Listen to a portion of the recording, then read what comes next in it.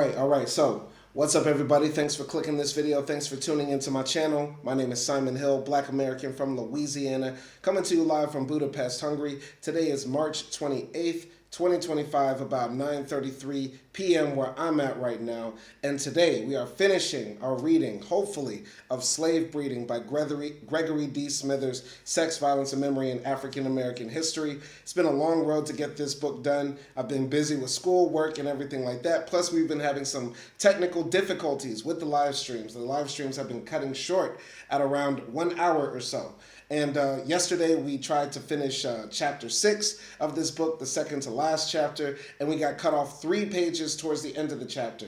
So I'm going to be reading the final 3 pages of chapter 6, then all of chapter 7, and the brief epilogue at the end, final comments on this book, and we should be done. It's actually a pretty good book. It's not the best book I've ever read. It wasn't what I expected. It's more about the memory of slave breeding than a retelling of the events that happened, though chapter 5 of this book is interviews with people that were actually enslaved who said, my mama was a breeder, daddy was a breeder, I was a breeder, etc., right? And so, yeah, they're very moving stories in here, very interesting stories, very informative. The last chapter we read, chapter 6, was about the civil rights movement, and Gregory D. Smithers frames the civil rights movement as really as a rebellion against the sexual violence that was visited upon black women and men, right? So all the castrations that happened to black men during lynching, the civil rights movement was trying to end that. All the sexual violence that happened against black women during slavery and during Jim Crow, apartheid, the civil rights movement was trying to end that as well. So it's a very interesting theory, a very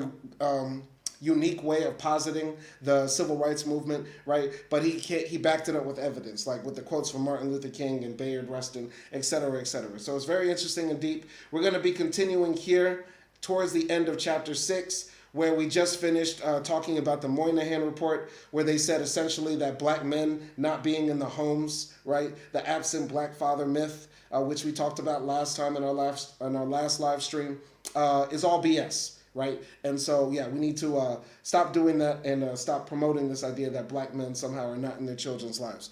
Before I continue reading, I gotta say, it's a busy day on YouTube for me. We dropped a new episode of Backpack Bandits. Go check that out on my second channel that I share with my wife, Backpack Bandits, More Albanian Adventures. And on the other channel that I write for, Culturalist Theory, they just dropped today the list I wrote for the legendary rapper out of Port Arthur, Texas, Bun B. So go check out the episode I wrote for Bun B. Go check out that new episode of Backpack Bandits. Check out the other content on my channel as well that's going up and going crazy. And we're going to continue to go live, read, educate, and talk to the people. You feel me? And if the live stream cuts short, please let me know in the chat. Please let me know in the chat if the live stream cuts short. Let me just make sure and check real quick that it's still going. Are we still on live? Do a quick check. Looks like we're good. Looks like we're good. Just making sure I'm checking. All right, we're good. So let's continue going. So the publication of the Moynihan Report coincided with the passage of the Civil Rights and Voting Rights Acts in 1964 and 1965. With these significant goals achieved, the leadership of the civil rights movement saw a renewed sense of purpose. Martin Luther King Jr. tried to provide this direction by emphasizing the need to address black poverty. Black nationalists, on the one hand, espoused variants on Marxist theory and chauvinistic nationalist ideologies.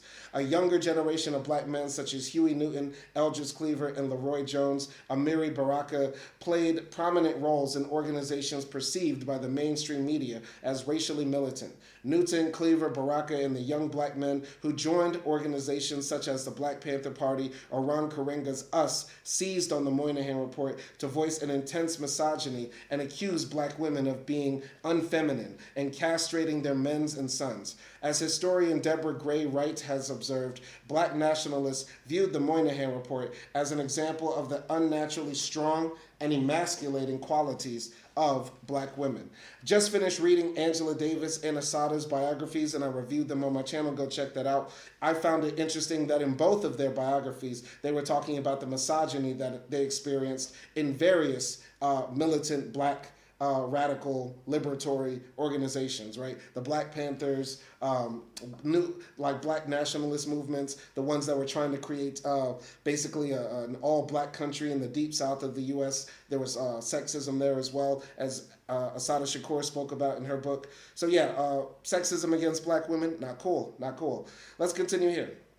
By the early 1970s, the civil rights coalitions of the 1950s and 60s had fragmented. Young black men such as Newton, Cleaver, Baraka, and Stokely Carmichael, who was credited with coining the phrase Black Power and infamously quipping that the position of women in SNCC is prone used misogynistic language that was overtly masculine and violent in tone. The discourse of nonviolence and legal integration that had defined the civil rights movement was replaced by a more jarring rhetoric that emphasized black men reclaiming their manhood. The gendered debate about black identity and the legacy of slavery on African American life received renewed expression in black literature and in blaxploitation and slave exploitation films of the 1970s. More immediately, the former leaders of the civil rights movement weighed in on the debate about gender roles in black America. For example, Fannie Lou Hamer's comments on this issue highlighted a set of values that younger African American feminists began to espouse in the late 1960s, 70s, and 80s. Hamer, who grew up listening to her grandmother tell stories about slavery, argued that men and women had certain roles to play in black life. She asserted, "I am a woman, strong as any woman at my age and size normally, but I am no man." She continued, "I can think, but I am still a woman, and I am a mother, as are most women. I can carry the message, but the burdens of the nation and the world must be shouldered by men." Hamer thus wanted more black men to become politically active and believed black women should support men in these efforts. So I spoke a lot about this in the previous live stream, but it didn't get recorded. I just have to say this just briefly. I think Fannie Lou Hamer was trying to, encourage black men to get involved politically, right? And I don't think, we should always swallow and believe everything our ancestors said, right? We should take what they said with a grain of salt. On one hand, there are differences between what we define as men and women, but we have to remember that man and woman are social constructs. But I think Fannie Lou Hamer was trying to talk to a people who didn't know anything about this sort of advanced type of sociology and was just trying to, motivate men. And nothing motivates men than to remind them that they're men. For some reason, telling a man you're a man gets men just pumped up for some reason. So, she was trying to pump up, motivate the brothers to get involved and fight back politically and socially against our degradation and deprivation. Let's continue here. Hamer's understanding of gender relations echoed the perspectives of African American feminists during the 1970s and 80s. Black feminists such as Michelle Wallace and Audre Lorde garnered inspiration and energy for their feminism from the civil rights movement and the women's liberation movement and focused their theorizing on concepts such as black women's empowerment. Like Hamer, African American feminists understood the historical burdens that slavery and segregation had placed on black Americans, particularly women. The Moynihan Report reinforced, albeit in an unwittingly chauvinistic way, that most African Americans already knew about the legacy of slavery. Black feminists took issue with the accusatory tenor of Moynihan's analysis and developed insights on gender politics that were different from those of the white feminists who led second-wave feminism. Rather than emphasizing issues such as the right to work, black women had always worked. African American feminists highlighted the importance of maintaining relationships with black men and continuing to cultivate strong family units. White women took these relationships for granted because they had never endured the violence and sexual assault that was part and parcel of black American history. With the roots of interracial rape and sexual violence in the breeding schemes of antebellum slavery, black women remained at the vanguard of civil rights efforts and social activism during the 1970s and 80s, just as they were when the modern civil rights movement garnered momentum during the 1940s. I just have to say this, to some degree, black feminism is more radical and more ahead than, traditional white feminism, in the sense that we're moving into this world right now where men and women are both working, multiple jobs or multiple above average hours to just keep food on the table and to survive in this capitalistic system that seeks to extract more wealth and resources from the people, right? And black women have been dealing with this since the inception of America and the creation of the modern world. Black women have always worked, as Gregory says, but white women are just now, in the last few generations, really getting out there and making money and stuff like that. And that's when we're seeing the divisions right now between men and women. This red pill movement that's popping up is men reacting to women now having some financial agency, right? And women are fighting back against men still wanting to be totalitarian over them and stuff like that. And this goes for black men and women, right? And white men and white women. Basically, all gender relations now are put under stress under the system of capitalism. But black feminist thinkers have thought about this, have had the chance to think about this much longer than any other type of woman out there, because black women, by and large, have been in the labor force for a long time, have been dealing with the stresses that work can put on relationships, and still we're seeing, some type of way to reconcile. Like, how are men and women supposed to live together, love each other, and grow together under a system where we're both driven apart by the need to make a salary to survive, right? Continuing here. Conclusion. If racial slavery could not exist in the United States after 1808 without the reproduction of the enslaved population, when freedom came, white Americans could not live in the same country as African Americans without the strict policing of the sexual color line. Jim Crow segregation was at its core about sex. White men sought to prevent black men from forging sexual relationships with white women because of such relationships would symbolize the loss of power and control over social norms and practices. Violent interracial sex between a white man and a black woman during the 20th century, as it so often was during slavery, signaled to black Americans that the white man continued to reign supreme. For black Americans, particularly African American women, the civil rights movement was not simply a battle for legal and political equality. It was a personal battle that dated back to slavery and touched multiple generations of black families, and was an historical attack on the slave breeding practices and sexual violence, rape and lynching that perpetuated slavery's legacy. By the dawn of the 1970s, black Americans had, for the best part of a century, understood the political and economic meaning behind slave breeding and the violence of interracial sex that characterized the long era of Jim Crow segregation. This was not a happy history. It was a history defined by the sexual hypocrisy of white Americans. It was also a history that black Americans did not passively accept. The African American women who helped set the civil rights movement on its course demonstrated through their actions a determination to engage the legacies of slavery. In the lessons of the past lay insights into how to dismantle Jim Crow segregation and build a brighter future. But as the 1960s entered its final years, black Americans peered into the future with uncertainty. Martin Luther King Jr. gave voice to these anxieties. In the year he was tragically assassinated, 1968, King published Where Do We Go From Here? Chaos or Community? King had written this book at a time when race riots were exploding in cities across America. A new wave of black radicalism had captured the media's attention, and black feminists strove to articulate a program of political action that would address social and economic concerns specific to their history as women of an oppressed race. It was in this context that King wrote Where Do We Go From Here? In one powerful sentence, he summed up what black Americans had long thought. A stage has been reached in which the reality of equality will require extensive adjustment in the way of life for some of the white majority.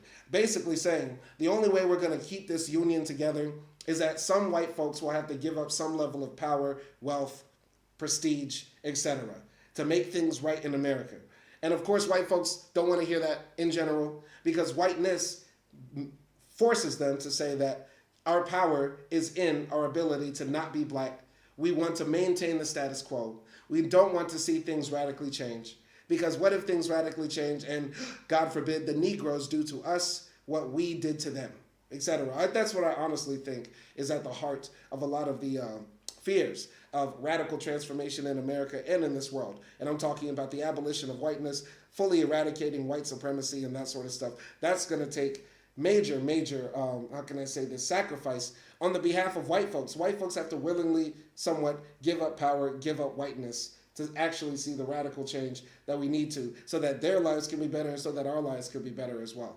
Let's continue here. These were not words that a majority of white Americans wanted to hear in 1968, and they don't want to hear it in 2025 either. Indeed, when black and white abolitionists used similar language to attack the slave breeding South in the 1850s and early 1860s, whites met the demands for change with hostility.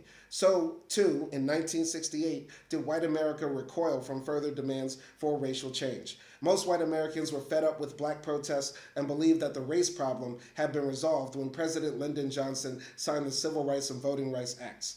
It had not. King and a new generation of black leaders knew that the civil rights movement was just a beginning. They knew that they had not yet adequately addressed grinding poverty, sexual violence, racial discrimination, and family dislocation. For African Americans, the legacy of the horrors of slavery endured. More work remained to be done. White Americans, however, had stopped listening to black America's history lessons and political demands. In the 1970s, black writers, actors, and filmmakers would attempt to shock white America into listening once again. As we will see in the following chapter, the blaxploitation, slave exploitation, and shockumentary films of the 1970s built on several decades of fiction writing in which the impact of slave breeding on black life was explored in graphic detail. Sex, and specifically violent, exploitative sex, was at the core of these popular culture renderings of slavery and the breeding practices that made the slave economy possible. All right, so that was a very interesting chapter. I like this chapter as well. Very unique way to frame civil rights. I've never heard of slave exploitation films, so I'm looking forward to reading what that's about in chapter 7, which we will jump into now after this water break. Drink more water.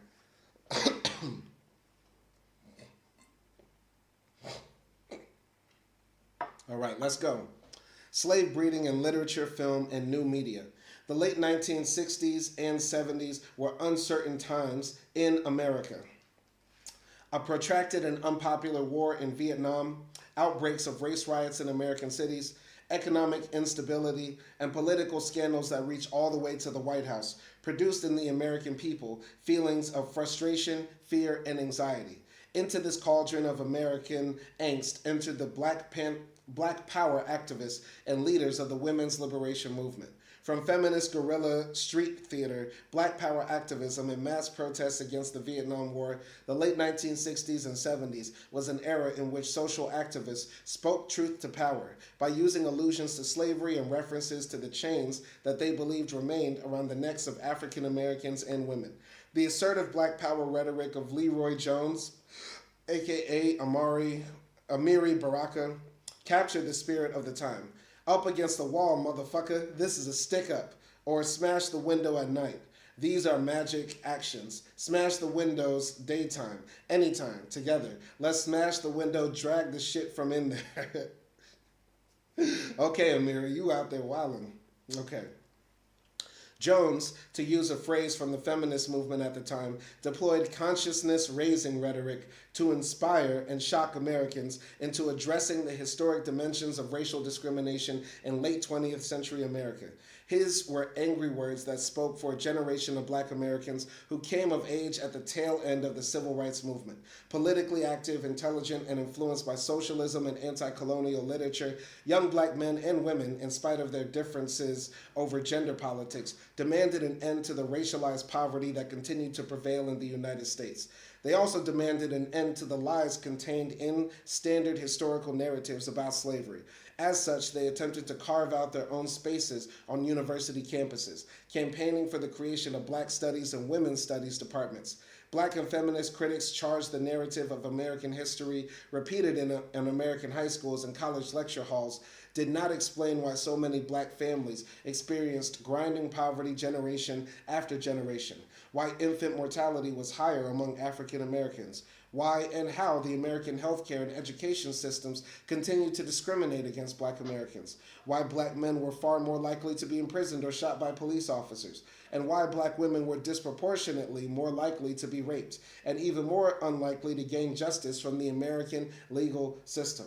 Once again, the reason why I read these books is because it's so glad to hear white folks actually write this down and acknowledge it too, because it can become so pessimistic, so dark to think that, all this injustice is happening around and generally white folks are just minding their own business and going about it like nothing happened. But Gregory D. Smithers is a good brother, he's an ally, he's invited to the cookout. Yeah, shout out Gregory D. for writing this all down, because all this is true, man. All is true. Let's continue. These issues inspired militant black power activism and sparked race riots across the United States during the late 60s and 70s. It was this social milieu that gave American and international writers and filmmakers the inspiration to focus their creative energies on the historical origins of racial and gender inequality. In the literature and cinema produced by and about black Americans in the wake of the civil rights movement, representations of sex and slavery figured prominently in African American literature and in blaxploitation, slavesploitation, and shockumentary or mondo films. I've never heard of these genres. I've heard of shockumentary, but mondo? Is mondo another word for shockumentary? Slavesploitation? What is this? When was the first slave movie made? The first one I remember, of course, was Roots. But were there movies before that? Is he going to bring this up? Anyway, these literary and cinematic genres echoed the assertive tone of black power and women's liberation rhetoric, highlighting the enduring significance of sexual exploitation and racial violence in American history. Indeed, filmmakers, especially foreign filmmakers, confronted audiences with movies about the exploitative and brutal nature of American slavery. In contrast, American filmmakers struggled to move beyond plantation genre movies, films that depicted loyal and contented slaves. While American filmmakers slowly developed neo-abolitionist plotlines after the 1950s, Hollywood films tended to rely on uncritical portrayals of the African American and African quest for freedom in America, to emphasize the intrinsic fairness of the American legal system and to focus on the bravery of white historical actors. Basically, the foreigners were coming to the U.S. and making films like Goodbye Uncle Tom that showed slavery at its worst, right? And in America, we were doing basically inventing white saviorism on film, on screen. This chapter moves beyond these simplistic portrayals of slavery and analyzes literary, film, and new media representations of the violent and sexually exploitative practices associated with slave breeding. To understand the significance of such violent and exploitative representations of slavery in American culture since the 1970s, it is necessary to move back and forth in chronology. Historians who prefer chronological narratives with a start and end point might find this movement unsettling, but to appreciate the narrative layers involved in constructing cultural representations of slave breeding since the 1970s, this back and forth movement is necessary to underscore the sensational, sentimental, political, and historical connections that late 20th and early 21st century writers, filmmakers, artists, new media aficionados, and ordinary Americans draw between slavery and its sexually exploitative and violent legacy. The representation of slavery that are analyzed in this chapter are typically ignored or dismissed by scholars and critics. There are a variety of reasons for this. Film and literature scholars Trevor McCriskin and Andrew Pepper argue that filmmakers worry that if they represent the slave plantation in its full, unremitting grimness, you can run the risk of alienating audiences, black and white, who are either unwilling or unable to deal with such images. This concern, which for filmmakers is primarily a commercial anxiety, was conditioned by the romantic image of slavery that emerged out of lost cause mythology. Moreover, graphic descriptions of violence or visual portrayals of sexual exploitation tend to be jarring to readers and audiences, many of whom are left feeling complicit in the racism and sexism being portrayed. Nonetheless, it is important to take these challenging representations seriously. The present chapter does this by paying particular attention to Frank Yerby's Foxes of Harrow, 1946, and Kyle Ostinaut's Mandingo, 1957. Slave exploitation films like Mandingo, 75, and shockumentaries such as Adios Zio Tom or Goodbye Uncle Tom, 1971, African American folklore, and the potential that new media technologies such as the internet have for the way Americans represent and understand the violence and sexual exploitation associated with slave breeding. These text sources are among the clearest examples of how popular narratives challenge us to move beyond empirical historical renderings of slavery or accounts that rely on bills of sale, economic statistics, and demographic data. As important as this information is in helping us recreate a sense of the past, analysis of markets, trade, and demography depersonalizes the experiences of exploited human beings and transforms slavery, and slave breeding for that matter, into an abstract discussion of economic utility and theories of material rationality. Moreover, empirical studies of the question of slave breeding have little residual emotional impact on readers, save for the ability to list the occasional historical fact. In stark contrast, the material analyzed in this chapter is striking for its vivid, uncompromising portrayals of slave breeding practices. Like the work of black playwrights in the 20s and 30s, this material challenges readers and audiences to think long and hard about slave breeding and what slave life must have really been like. Now, as for these films, I've only seen Goodbye Uncle Tom. I've heard of Mandingo. I didn't know that there were two of them, 1957 and 75. And Foxes and Harrow, never heard of it. Never heard of it. So, looking forward to seeing what's here. So, post-war representations of sex and slavery. The themes of sexual exploitation, slavery and family formation, and racial violence have figured prominently in literature produced by and about African Americans since the 19th century. As we saw in the previous chapters, black abolitionists, post-Civil War memoirists, early 20th century playwrights, scholars, and black civil rights leaders have written works that address the significance of black America's experiences in slavery. In the 20th century, this vast and diverse body of work provided a counterbalance to historical narratives produced by white Americans in which slavery was portrayed as either a school or a benign institution.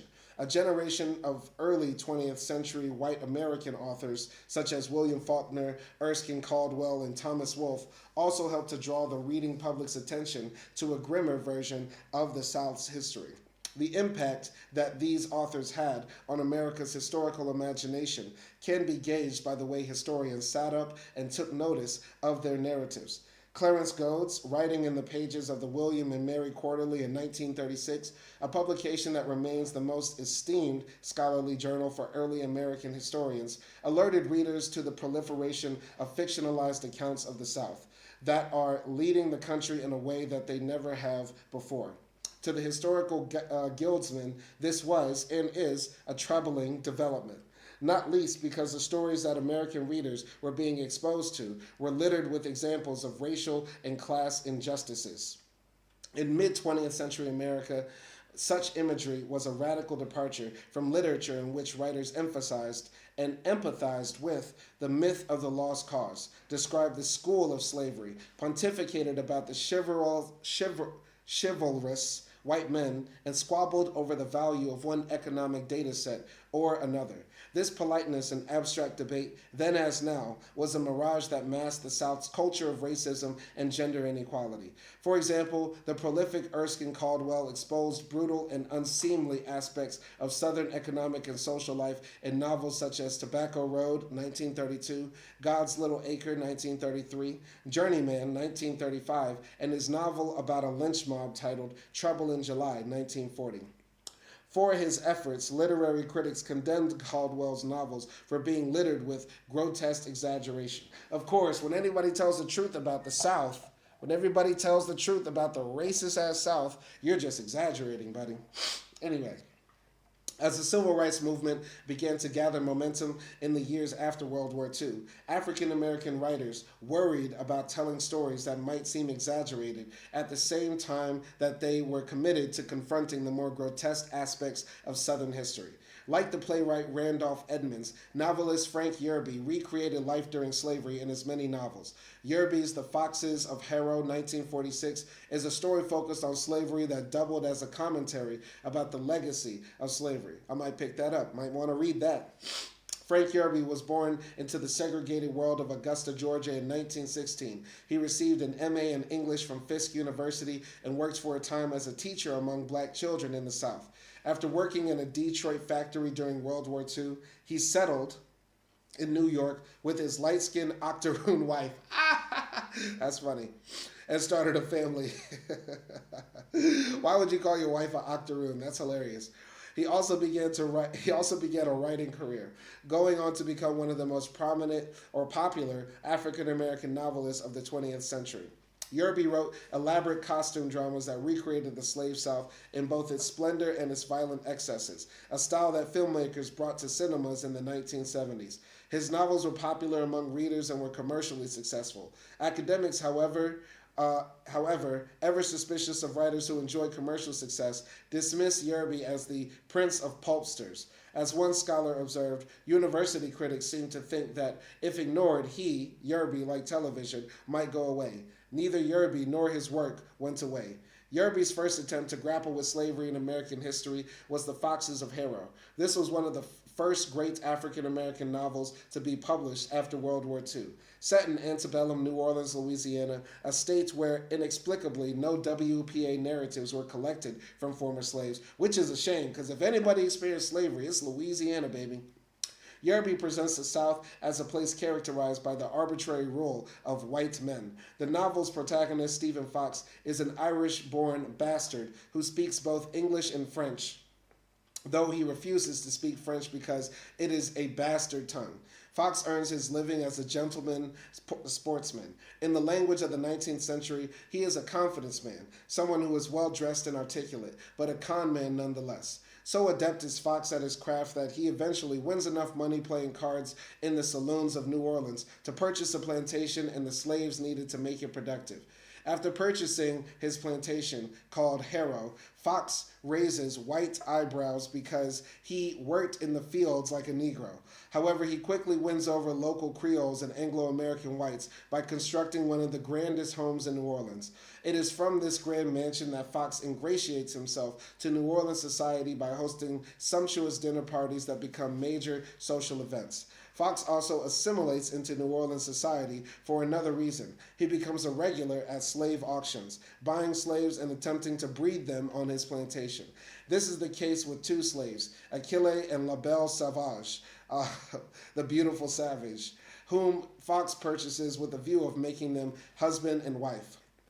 Okay, Yerby depicts Achille as a strong, robust, full-blooded African, Catholic by faith and seemingly loyal to Fox. La Belle Savage, whom Yerby also portrays as a full-blooded African, is in contrast to Achille, haughty. She refuses to see herself as a slave or to submit to Achilles' sexual advances. Her haughtiness, she refers to Achille as slave negra, angers her husband, and seemingly offends Achilles' sense of masculinity. In a scene that is repeated in the memoirs and oral testimonies of former slaves, Achille endeavors to assert his manhood by raping Sauvage. "You are my woman," Achille insists.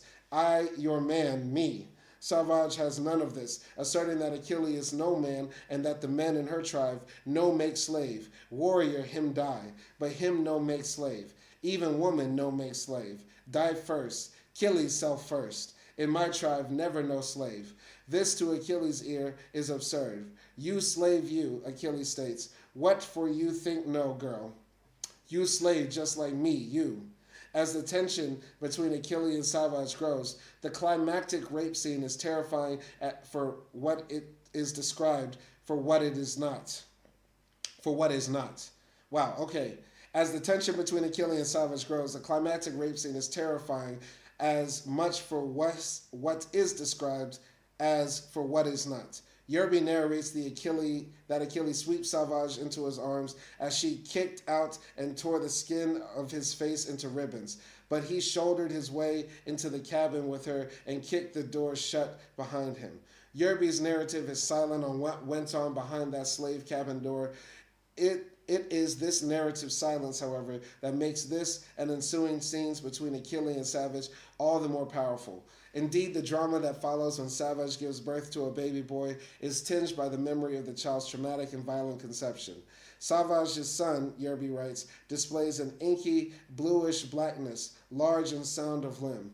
Fox is happy with the child. After all, he purchased Savage for Achille so that there would be no little yellow negrolons on the place. A statement that is meant to highlight Fox's disdain for racial mixing, something 18th and 19th century Louisiana was famous for, and a practice that Fox himself ultimately succumbs to.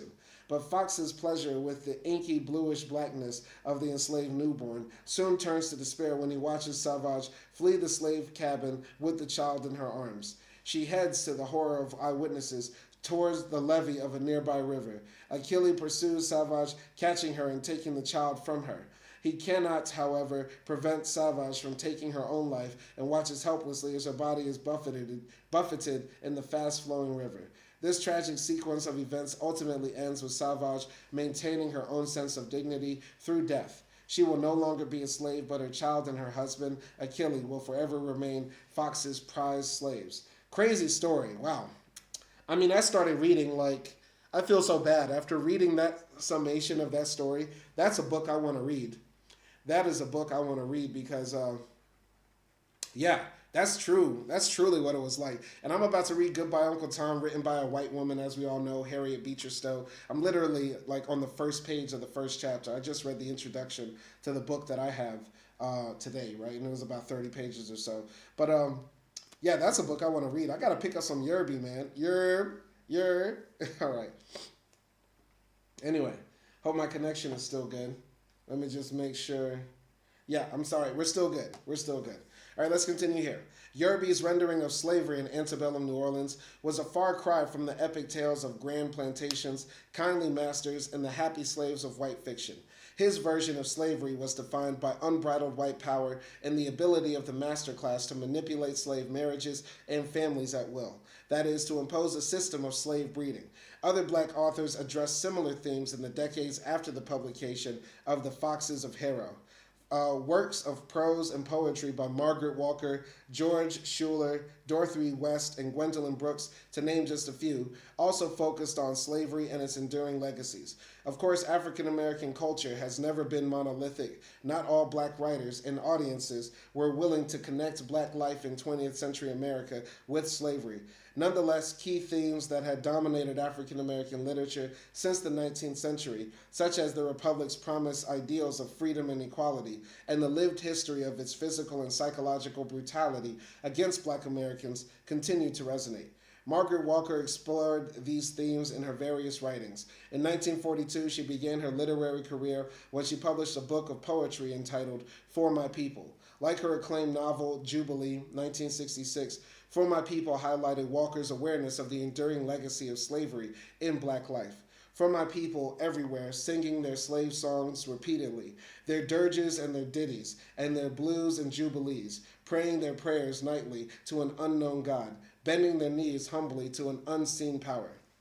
Well might black Americans pray to an unknown God, to an unseen power. In slavery, black people, especially women, labored in many different ways. In the fields, enslaved women helped to produce the crops that enriched the slave-owning families. Within the confines of the dingy slave cabin, women gave birth to children who grew up knowing little other than the drudgery of slavery. For Walker, enslaved women suffered dreadfully during bondage. In her most famous work of fiction, Jubilee, Walker describes a system that was debasing to black motherhood, with young women existing only to breed and give birth to slave children as quickly as they could.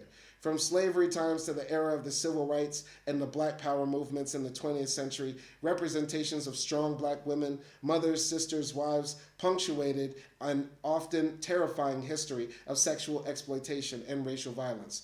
Mary Evans' book of poetry, I Am a Black Woman, 1970, gave voice to the dignity and humanity of black womanhood amid centuries of inhumanity and abuse. I am a black woman, tall as a cypress, strong, beyond all definition, still defying place and time and circumstance, assailed, impervious, indestructible, look on me and be renewed. Okay, powerful poem. I feel bad because I haven't read that poem before. I have some things to say about the strong black woman trope, and the lines look on me and be renewed kind of irk me in some ways, but it's a deeper thing. It's a deeper thing, and I'll talk about it more maybe later. But yeah, let's just continue. Homage to black women and activists and motherhood came in different forms from other African American writers. Gwendolyn Brooks, for example, left us haunted by her moving poem, The Mother, a stirring piece of poetry that evokes images of the past and present, rape and the physical and emotional pain that accompanies sexual violence. Other black authors have added their voices in admiration for black womanhood and motherhood.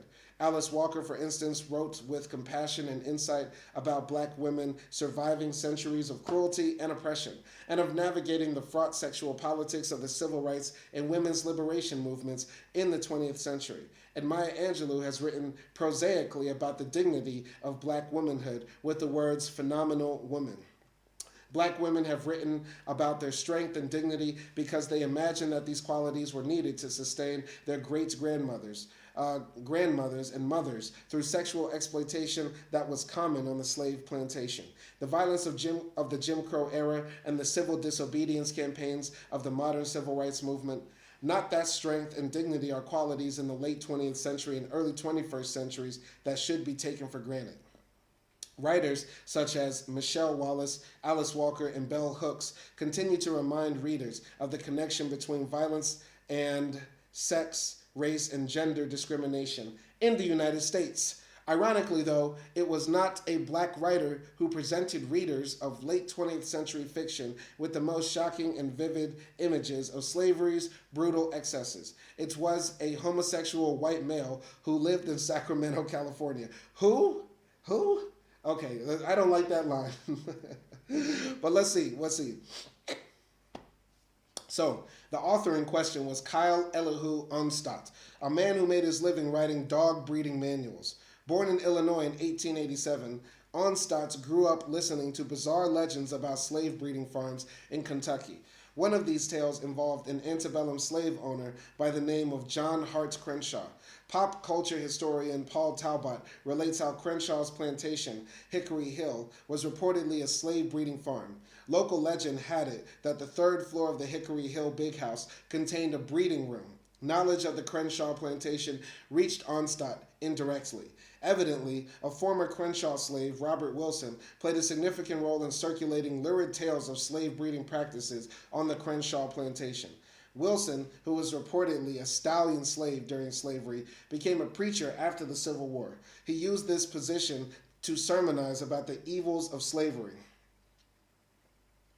He used his preacher to sermonize about the evils of slavery and to explain how much he despised his duties as a slave stallion. For Onstadt, these childhood stories left an indelible mark on his historical and racial consciousness. In a 1959 interview, he insisted that the rape of enslaved women and slave breeding happened. Many planters expected and demanded that each of their slave women produce for them one child a year.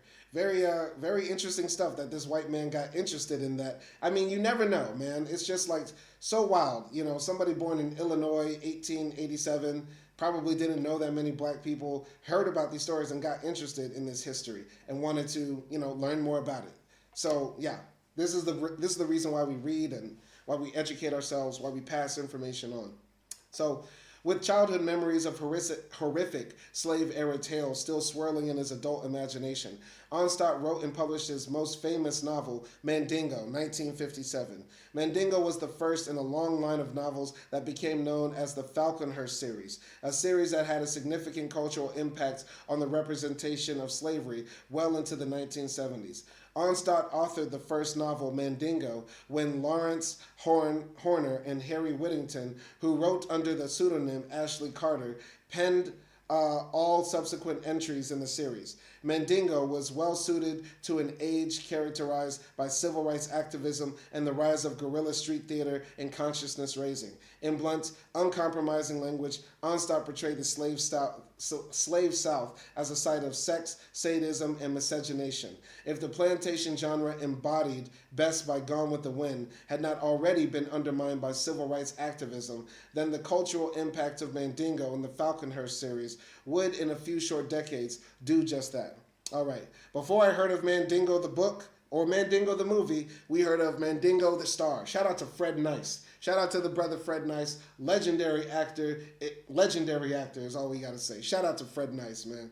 Lot of memories, man, to all the baddies that he helped bring to the fore, if you know what I'm talking about. Mandingo quickly became a global cultural phenomenon. In the United States, the novel sold over 5 million copies by the mid-1970s and remained in print until the 1980s. Its international success was also phenomenal. Foreign language versions were published in France, Italy, Norway, Denmark, and Japan. In the course of researching this book, I have listened to Australians tell me about their first encounter with Mandingo. That's a wild sentence. In Scotland, workers in the North Sea oil industry told me in their thick Scottish brogue about how they whiled away the hours reading Mandingo and the other titles in the Falconhurst series. The cultural significance of such broad market appeal should not be underestimated. Mandingo had clearly played a major role in the way readers imagined slavery since its original publication. African American readers greeted Mandingo with mixed emotions. In general, though, readers expressed the sense that Onstott's rendering of slavery was true to the reality of the antebellum South. The most famous African American reader to register such acknowledgement was the novelist Richard Wright. Shortly before his death in 1960, Wright discovered Mandingo, a remarkable book based on slave period documents. Wright said of Mandingo, "You must read that book to understand what happened to the great American dream." For Wright, Onstott's Mandingo clarified the connection between police brutality during the Civil Rights Movement and interracial sexual violence that was commonplace in slavery. Wright reportedly stated, "I can find in my heart deep pity for the N-word hating Georgia cops and those screaming women in front of the New Orleans schools because the whole experience of slavery and the half-slavery which followed destroyed them as men, killed their souls, made them subhuman," Wright adds. "After all, you can't burn and castrate the sons of your own fathers and rape the brown daughters who are really your sisters gotten by your fathers on helpless black women without becoming mad, raging animals." Basically, Richard Wright is saying, like, white people became crazy because of what they did to us, right? Of course they're going mad. You should somewhat pity, people, white people to some degree because of what they've done to themselves by what they've done to us. Onstott's novel, like the civil rights movement that was gripping the United States, was shining a historical mirror into white America's soul, and white Americans, according to Wright, did not like the reflection that was coming back at them. This emotional discomfort goes a long way to explaining why literary scholars and historians not only underestimate the cultural impact of fictionalized stories like Mandingo, but reflect popular white prejudices by dismissing such novels as titillating, pulp, racist, and the best examples of the worst fiction ever written. There is more than a grain of truth to some of these criticisms. Mandingo does play on racial, gendered, and sexual stereotypes to give its plotline the cultural traction needed to engage readers who take stereotypes about black sexuality for granted. While black power leaders such as Stokely Carmichael and Eldridge Cleaver played on Mandingo-style imagery to emphasize the virality of black male sexuality, Mandingo also reinforced the racism that contributors to the civil rights movement worked against. Additionally, the novel is not a model of stylized prose. Immediately after its publication, reviewers dismissed Mandingo as a trash novel that was a slimy mess. Indeed, by 1975, the New York Times began the tradition of sardonically awarding the worst novel of the year under the title the Kyle Onstott Memorial Award. Oh, that's just mean. That's just absolutely mean. That's wicked. That's wicked, because continuing here.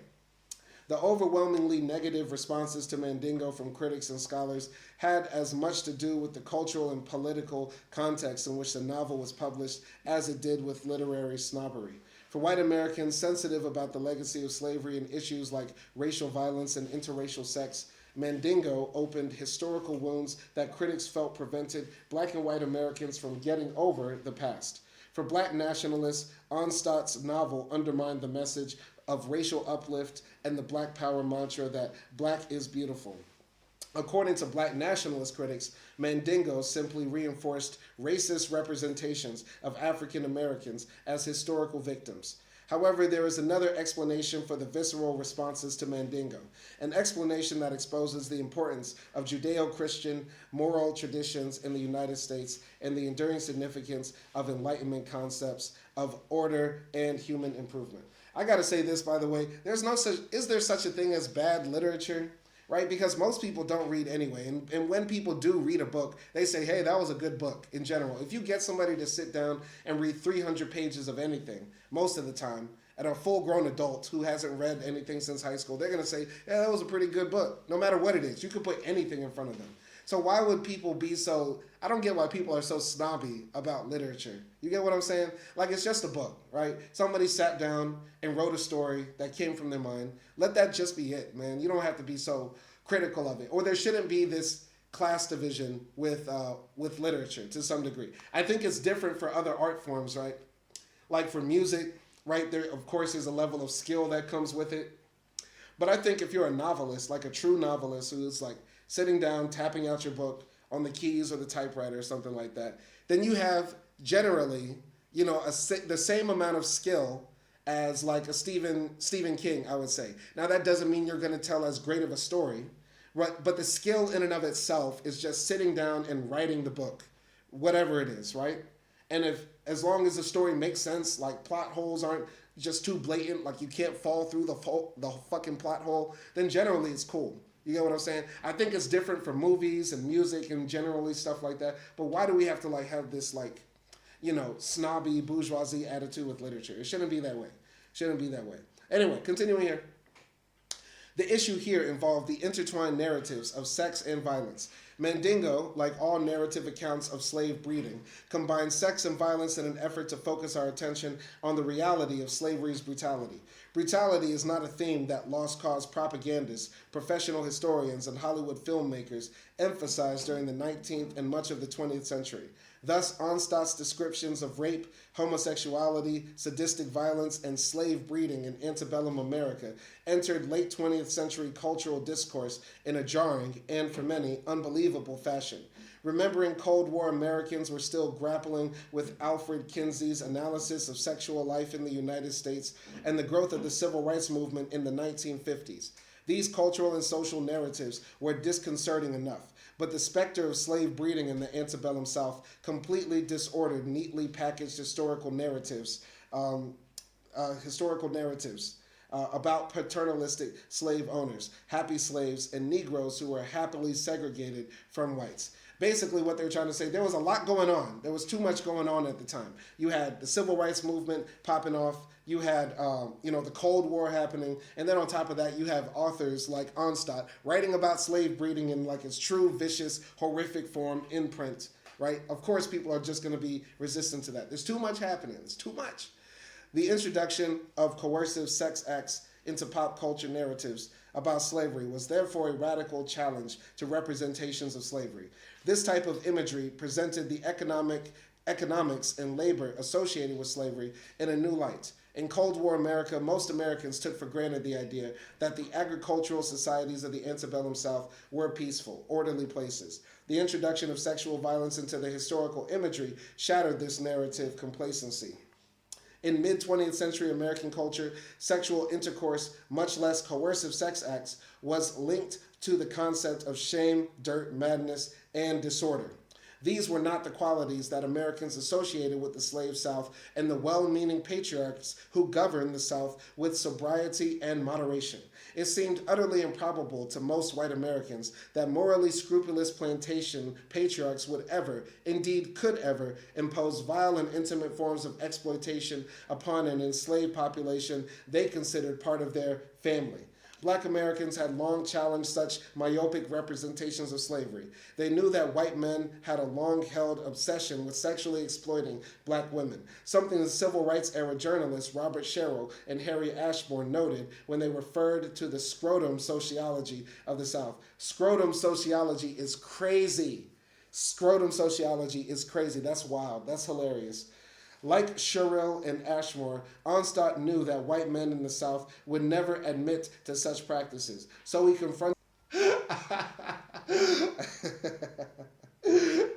He plays scrotum sociology into the imaginations of millions of Americans through his infamous novel. Calling something scrotum sociology to talk about, like, slave breeding is crazy. That's hilarious. That's funny. That's funny. I'm sorry, that's hilarious. Okay, let's continue. I'm sorry. Mandingo is, as critics charged, a racist story of sexual exploitation. But this was Onstott's point. Onstott wrote what we might call a neo-abolitionist novel that highlighted what black Americans already knew. The slave South was a site of physical and emotional brutality. It was also a racist society, immoral to its core. Onstott wanted to portray this racism and immorality. He did so by writing about the violence and sexual exploitation that antebellum abolitionists and multiple generations of black Americans associated with slave breeding. Mandingo, then, is the story of a slave breeding farm in Alabama called Falconhurst. Warren Maxwell and his son Hammond run a N-word farm, raising slaves, or as Warren Maxwell puts it, producing clean stock with good blood. By the way, I don't like saying the N-word, but YouTube demonetizes me when I say it. I don't know why. I don't know why. Anyway, one of Onstott's central characters, a slave by the name of Meade, focuses our attention on the author's disdain for Southern racism and slavery. Meade is a Mandingo slave, a slave from a tribe of Africans coveted by Maxwell because he believes they reproduce at a rapid rate. Historically, the Mandingo people worked trade routes between Mali and the coast of West Africa from Senegal to Ghana. The Mandingo speak 4 distinct dialects, practice Islam, and contributed to the spread of Islamic faith in West Africa. These Mandingos, who were enslaved and transported to the New World, worked on plantations in the Caribbean and Central and South America, and to a lesser extent, the Gulf Coast region of North America. I've met a few brothers from like Liberia and Sierra Leone and stuff like that who said they were Mandingo. So shout out to those brothers. They were cool. They were cool brothers, man.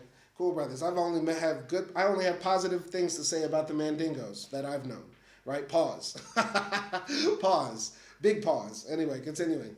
In antebellum, Alabama, slaves belonging to the Mandingo ethnic group were not as common as they were in other parts of the Americas. Warren Maxwell, who we learn is Mandingo mad. That's crazy.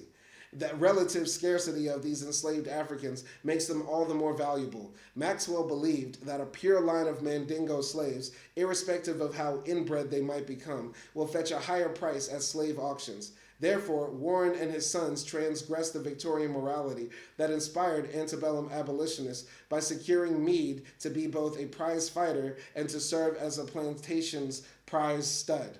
At Falconhurst, Meade's job is simple: to copulate with N-word wenches and reproduce suckers, whom the Maxwells eventually sold at auction. One slave in particular, Big Pearl, is set aside for Meade. Big Pearl is also a Mandingo slave, the very gem of Falconhurst. Onstott narrates that Big Pearl succumbs to a sudden illness, prompting Warren Maxwell to call Doc Redfield, the veterinarian. Yeah, they used to have veterinarians to treat people. Right? So Doc Redfield examines Big Pearl and quickly dispels concerns about her health, declaring that she is plumb-hipped. Big Pearl has entered puberty, and according to Doc Redfield, it is Hammond's duty to have sexual intercourse with her. This, at first, is a task Hammond balks at. He complains that he is sick of the musk smell of slave women, but ultimately he agrees to do his duty and go through with the bestial task. Onstott thus plays on the centuries-old links between sex and smell, or funk, and the association of sex with dirt in Judeo-Christian cultures. Hammond, in spite of his protests, is attracted to dirt. He has long kept a bed wench who is never more than 14 or 15 years old. This is the history of the white man. Pedophilia. The history of the white man is pedophilia. And finds it difficult to become sexually aroused by white women. Okay. For instance, when Hammond marries Blanche, the white daughter of a plantation owner, we learn not only that Blanche is not the ideal of virginal white womanhood, she had sex with her brother when she was 13. Ugh. Brother, ugh. But that Hammond finds himself revolted at the thought of sexual contact with his wife's blonde body. Blanche's sexuality intimidates Hammond Maxwell. Blanche, whose name means to whiten and purity, has sexual desires that Southern white women are not supposed to have.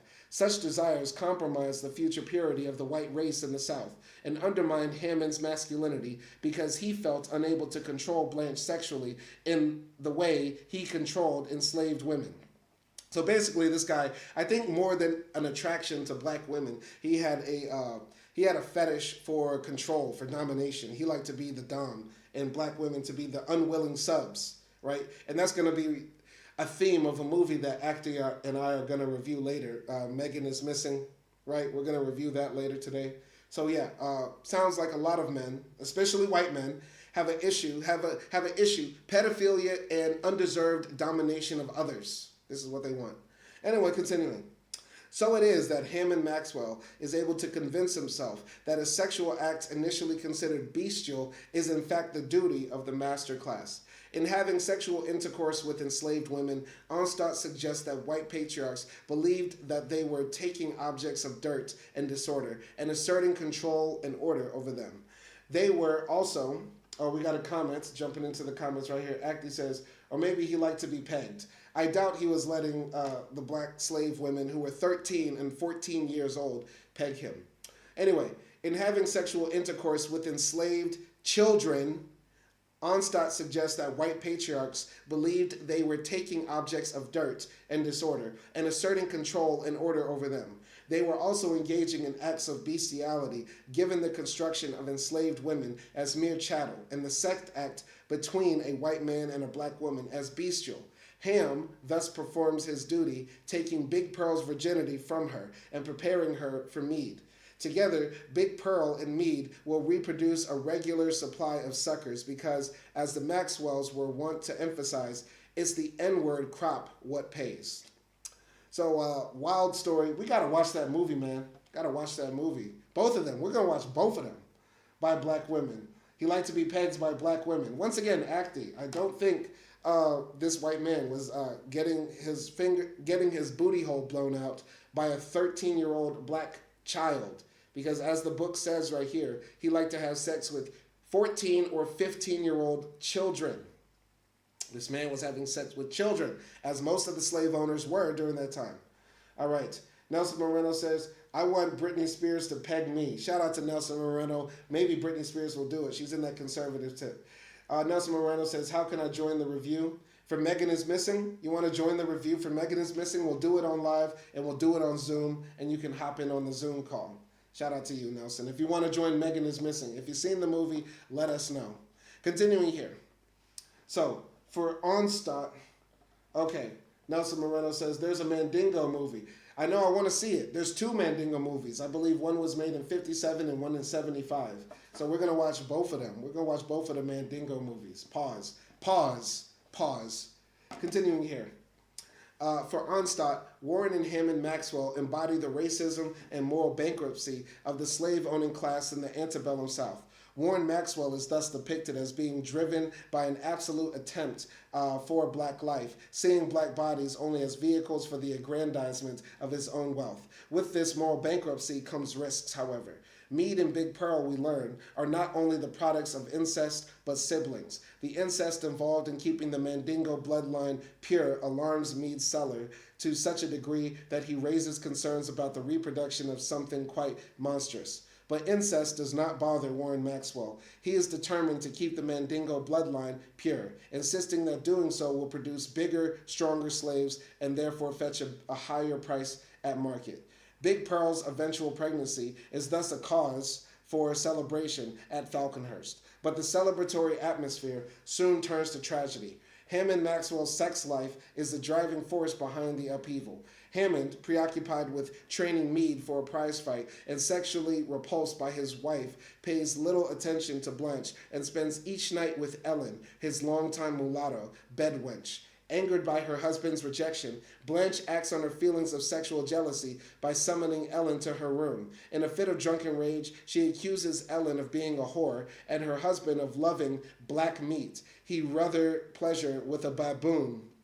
Blanche's revenge is not simply to abuse and taunt Ellen. In contradiction of gender stereotypes about the asexual Southern belle, Blanche's desire for revenge is carnal in nature. She turns to one of her personal house slaves and orders them to fetch me up here the bigs, blacks, N-word buck we've got on that place. So she says, get me the biggest, blackest black man you can find on the plantation. That Mead N-word, she says. He the one. Go fetch him along here. Oh, wow. Okay. So her husband is cheating on her with a black girl who is 14 years old. So this white woman gets mad, insults the black woman that her husband is sleeping with, and then says, get me the biggest, blackest black man you can find on this plantation to come and fuck me.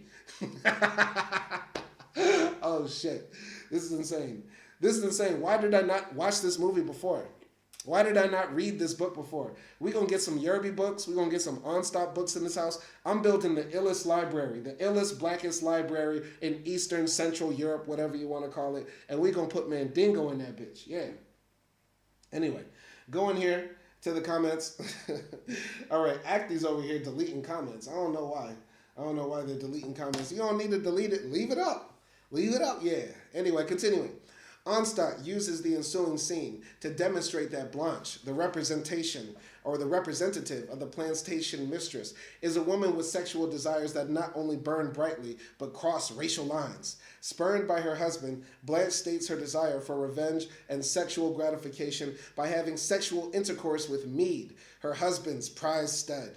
But Blanche's revenge is not simply to have sexual intercourse with Meade. Her vengeance plumbs the depths of sadomasochistic torture and psychological abuse. Blanche marks Meade's body by ordering him to submit to a crude and bloody ear piercing. After piercing Meade's ears, Blanche violently inserts a pair of ruby red earrings that her husband gave her as a gift, the very same style of earrings Blanche discovers that Ellen also received. If Blanche wants to compete with an N-word buck and a slave whore for her husband's attention, then she realizes she is going to do so by asserting her agency in the marriage, by marking her husband's prized slave and challenging Hammond's patriarchal power to control the lives of other human beings as he pleases. Indeed, Hammond becomes all too aware of the challenge to this patriarchal authority when Blanche gives birth to a black baby. What is happening here? In response, her husband murders Meade in a cauldron of boiling water. Jesus Christ. What the fuck? Where'd that come from? What the fuck? This nigga went through horror. This is like Saw. This is like Saw. Not only do you have to fuck this white woman that even her husband don't want to fuck. Ugh, brother, ugh. She pierces your ears with like bloody diamonds, ruby earrings, and then her husband finds you and throws you in a big boiling pot of water. This is the worst ending for any black man in history. That's worse than the black man that had to cut off his own penis during a lynching that we read about in a previous book. Man, that's horrible. That's wicked. Wicked, wicked, wicked, wicked. And then Jesus Christ. Okay, continuing here. Sex and slavery in late 20th century film. Onstadt's Mandingo graphically portrayed the sexual exploitation and racial violence that he imagined was a reality of life in the slave South. In late 20th century America, a society conditioned to imagine the antebellum South in romanticized ways, Onstadt's version of slavery proved overwhelming in its shock value. Nonetheless, Mandingo was a pulp novel that eventually opened the floodgates to other writers and ultimately filmmakers who felt the real history of slavery in the United States had not been told. Before any reshaping of the popular narrative about slavery could take place, filmmakers faced significant cultural obstacles. We have seen how America's popular imagination was influenced by an overwhelming scholarly and popular literature that de-emphasized sexual exploitation and violence in American slavery and emphasized the noble and familial qualities of the plantation South. Efforts of African American writers and scholars, 20th century schools children received a steady literary and cinematic diet of lost cause and plantation genre propaganda during the first decade of the Cold War. For example, in The Plantation System in Southern Life, 1950, a documentary made by Coronet Instructional Films, a company that produced educational films for American high schools, students learned that exploring the South's history represented an opportunity for family sightseeing vacations. The Plantation System in Southern Life thus presented students with a romanticized snapshot of slave life. The camera's focus and the narrator's commentary emphasized the importance of the plantation owner's mansion as the embodiment of an aristocratic way of life, defined by gentle manners, courtesy, and hospitality. Students also learn about the layout of the plantation, the types of agricultural products produced, and how the enslaved and enslaver interacted on the basis of an unusual class system. The history of slavery was not a story defined by sexual exploitation and racial violence, but was a story of an orderly agricultural society. Next to nothing, then, is said about the life of the slaves who did almost all the work. Indeed, racial and class harmony prevails in the South of the 1950s, just as it allegedly did during slavery. I just got to say this. Recently we're going through this time in American history where right now people are trying to rewrite the history books or block black history from being taught altogether. They really want to make America great again because for most of U.S. history after the Civil War, people were basically taught that slavery was okay. The slave master was a kind, benevolent man to the black people that worked under him and stuff like that. Just like the same way they do it in many other countries around the world where black slavery existed, right? They try to just make it seem like it either wasn't as big or prevalent or it was a system where everybody was treated fairly and everybody was happy and it just was unfair, not brutal and exploitative. But let's continue here. The message of harmonious class relations between black and white Americans was projected, albeit for different purposes, in a spate of problem films throughout the 1940s, 50s, and 60s. Films like Imitation of Life, 1934, and 59, both of those, Lost Boundaries, 49, Japanese War Brides, 52, and Guess Who's Coming to Dinner, 1967, challenged audiences to grapple with the United States' interracial history. Unlike earlier films such as Birth of a Nation, 1915, and The Jazz Singer, 27, which played on popular racism, problem films refused to demonize racialized characters or interracial couples. The didacticism of these films urged audiences to embrace racial reconciliation.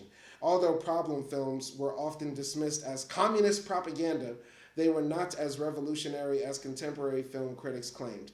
Indeed, problem films did not engage with sexual exploitation and racial violence during slavery, thereby leaving the historical origins of mixed-race Americans unexplained.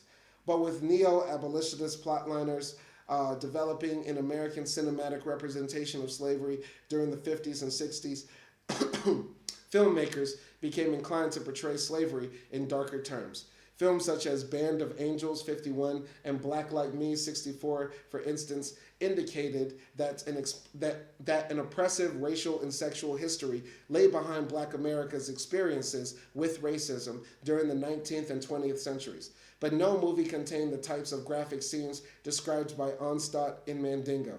Not, that is, until Onstadt's novel was transformed into a motion picture. Two important factors made the adaptation of Onstadt's novel into a movie possible.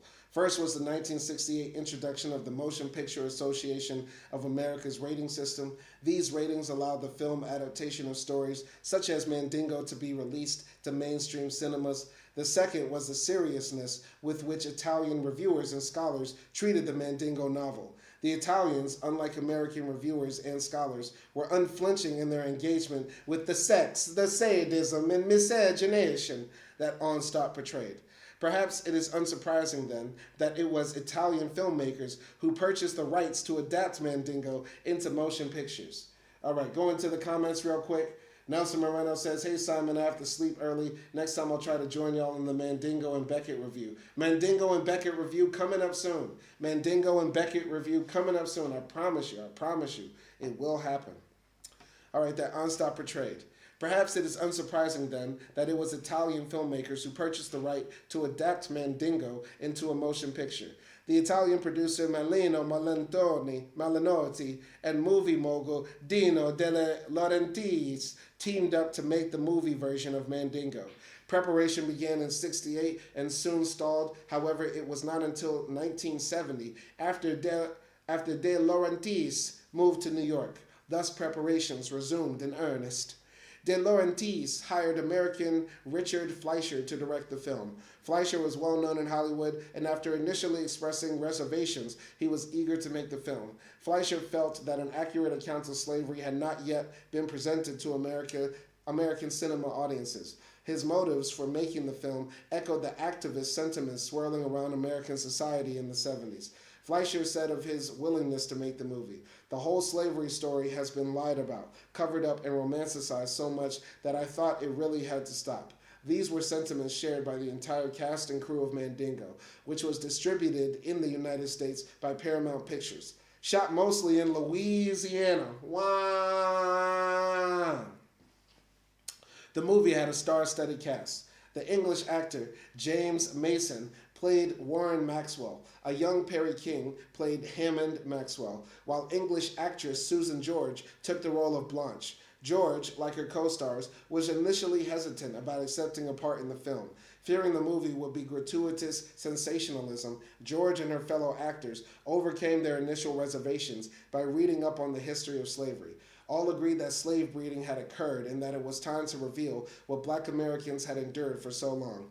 It was also time, George felt, to undermine the sentimental imagery of Gone with the Wind and the popular romanticization of its lead character, Scarlett O'Hara, also played by British actress Vivien Leigh. George, reflecting on her role as Blanche in Mandingo, recognized at least one similarity between her character and Scarlett O'Hara. After all, she quipped, "Aren't they both bitches?" Ha! That's funny. That's funny. That's funny. The African American actors in the film, including the stunning Brenda Sykes as Ellen and the professional boxer Ken Norton as Meade. Norton was most famous for breaking Muhammad Ali's jaw on his way to defeating the boxing legend in a 73 bout. Damn, I didn't know that. I didn't know that. Norton was indeed well cast. Despite having no acting skills, his physical presence on screen embodied the type of virile black masculinity that caused white Americans such anxiety throughout the 19th and 20th centuries. In his autobiography, Norton wrote about the significance of the film and his role in it. Mandingo was a departure as far as slave pictures go. It dared to illustrate the seedy sexual side of black-white relations in the antebellum South. The movie was based on the enormously popular novel by Kyle Onstott. My part was that of the towering black slave named Meade, whose taut muscles vibrate with power and sensuality. When I read the script, my first scene had me placed in the middle of a city square where I was to be sold. A potential owner, a white woman, wanted to take a look under the hood, so to speak, and unzipped my fly to get a gander at my dander. She wasn't disappointed. Ha, that's funny. Go in here, man. Me and my brother were just on the phone today. I was talking with my brother, man, and we were talking about Stephen Miller. I said this story on my channel, maybe. My mama cussed out Stephen Miller when I met up with her in Key West like 10 years ago and stuff like that. Stephen Miller, if you don't know, is like a Nazi who works in the White House with President Donald Trump. He's always screaming on TV and stuff. And I told my brother, Stephen Miller is like as tall as the chair right next to me or the chair I'm sitting in. He's a tiny, tiny man. And I looked down on him and I said, yep, I know why you're angry, because you're tiny and everything else I can tell is probably very tiny. And so, yeah, man, I mean, who was it? Francis Cress Welsing was talking about the reason why white supremacists or white people in general are racist comes down to their fear of genetic annihilation and their fear, or what they imagine to be the fear they have of the black man's sexuality, the sexual prowess that black men hold. This is where a lot of the fear comes from. So they say. I mean, I don't buy into that to some degree. But yeah, I find this interesting that this book, on one hand, is putting a spotlight on slavery and what it did to us and the truth reality of slave breeding. But then at the same time, it's sort of like playing with those sexual stereotypes about black men to make this lurid story attractive to people. Let's continue here. Norton was thus aware of how the movie version of Mandingo would not simply unsettle popularly accepted interpretations of the Old South, but also challenge Americans to think about the legacy of racial and sexual violence during slavery. For black as well as white audiences, this proved to be a particularly uncomfortable experience. But it was an experience that the cast and crew of Mandingo felt American audiences needed to have. As Fleischer described the type of movie he wanted to make, the image we should keep in mind for Falconhurst, as for all slave plantations, was a beautiful wedding cake that's filled with maggots. Whether Fleischer's movie delivers an externally beautiful plantation is debatable. Mandingo is a film in which the camera is constantly moving, capturing the unkempt, rundown, and disorganized surroundings of Falconhurst. It is the antithesis of the 12 Oaks plantation in Gone with the Wind, and is thus designed to highlight the moral bankruptcy of the whites who exercise power over the region. As with all movie adaptations of novels, the filmmakers took liberties and departed from some of the more tangential storylines in Onstott's novel. In general, though, the novel's representation of sexual exploitation and racial violence remained in the movie version. According to Fleischer, his movie was the first honest representation of slavery, and it spoke directly to slavery's enduring impact on American society. Fleischer insisted, "I'm not interested in making white people feel guilty about slavery, but just to show what black people had to go through to arrive where they are today." Film critics labeled this lusty antebellum drama as ludicrous, a potpourri of racism. black comedy, and a beastily vulgar film, and accused its makers of producing little more than an animated comic book. I just have to say, man, the truth is stranger than fiction. The truth is stranger than fiction. If we were to go back in time and look at American slavery as it actually happened, it would almost be comedic how horrific it was, right? It's like the more we think about it, the more zany and loony it is, right? It's like a weird science fiction story that people came up with all these things and justifications and reasons to dehumanize and debase another group of people, right? It is like a comic book because it is something almost fantastical in a way. Continuing, black reviewers and audiences expressed a more mixed set of perspectives. Some expressed anger that black actors Brenda Sykes and Ken Norton lent to their efforts to a film that was a ripoff of black people's past. Others quibbled, sorry, I'll come back to the poster, with comments made by film stars Ken Norton that Mandingo portrayed fictional events.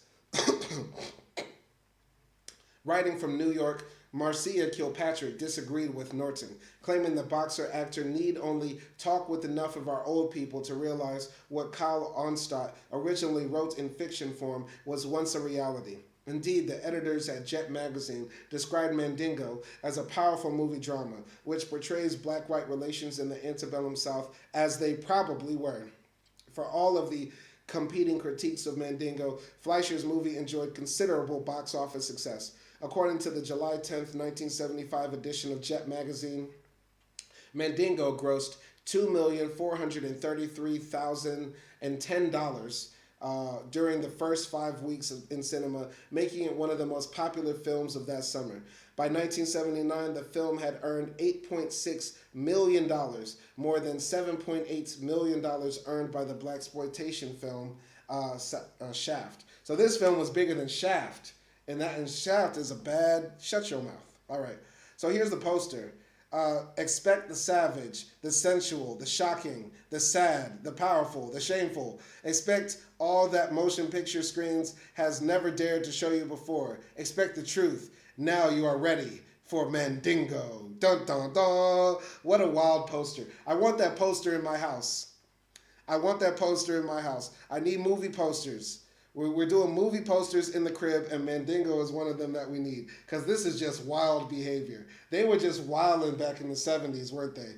They don't make movie posters like they do now, man. Netflix ain't got nothing on this, man. This is a beast. This is a beast. Anyway, continuing here. From black folklore to new media representations of sex and slavery. The didacticism of the film version of Mandingo presented what some viewers considered a type of historical realism.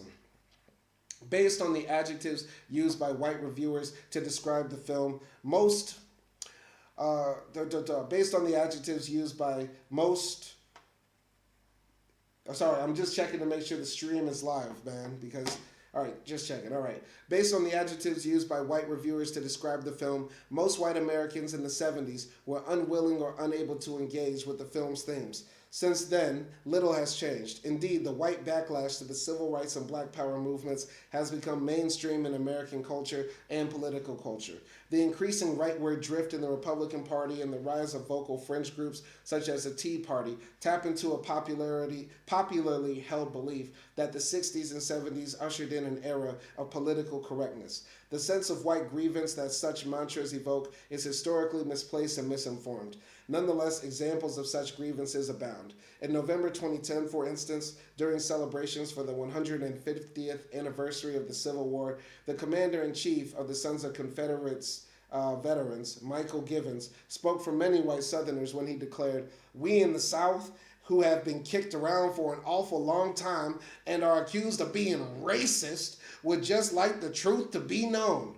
This image of the victimized white South dates back to the era of Reconstruction when, following the Civil War, white Southerners complained about being under siege from Yankee soldiers, carpetbagger politicians, and inept blacks. It is disingenuous imagery to evoke, but it helps to explain the visceral way in which narratives of sexual exploitation and racial violence during slavery have been dismissed as mere sensationalism since the 1970s. I really hate when white folks say, you know, black people have a victim mentality or other groups have a victim mentality, because the only group of people that bitch and complain that they're victims so much are white reactionary conservatives. White reactionary conservatives of any nation, of any time, of any place are always the most bitch made. They're always bitching and complaining that they're victims. We white men of the Deep South are tired of getting kicked around. You know how crazy that sentence sounds. You know, maybe one day in this world, men will catch a break. Maybe one day women will stop keeping men down. Maybe one day the white man will finally get his just due.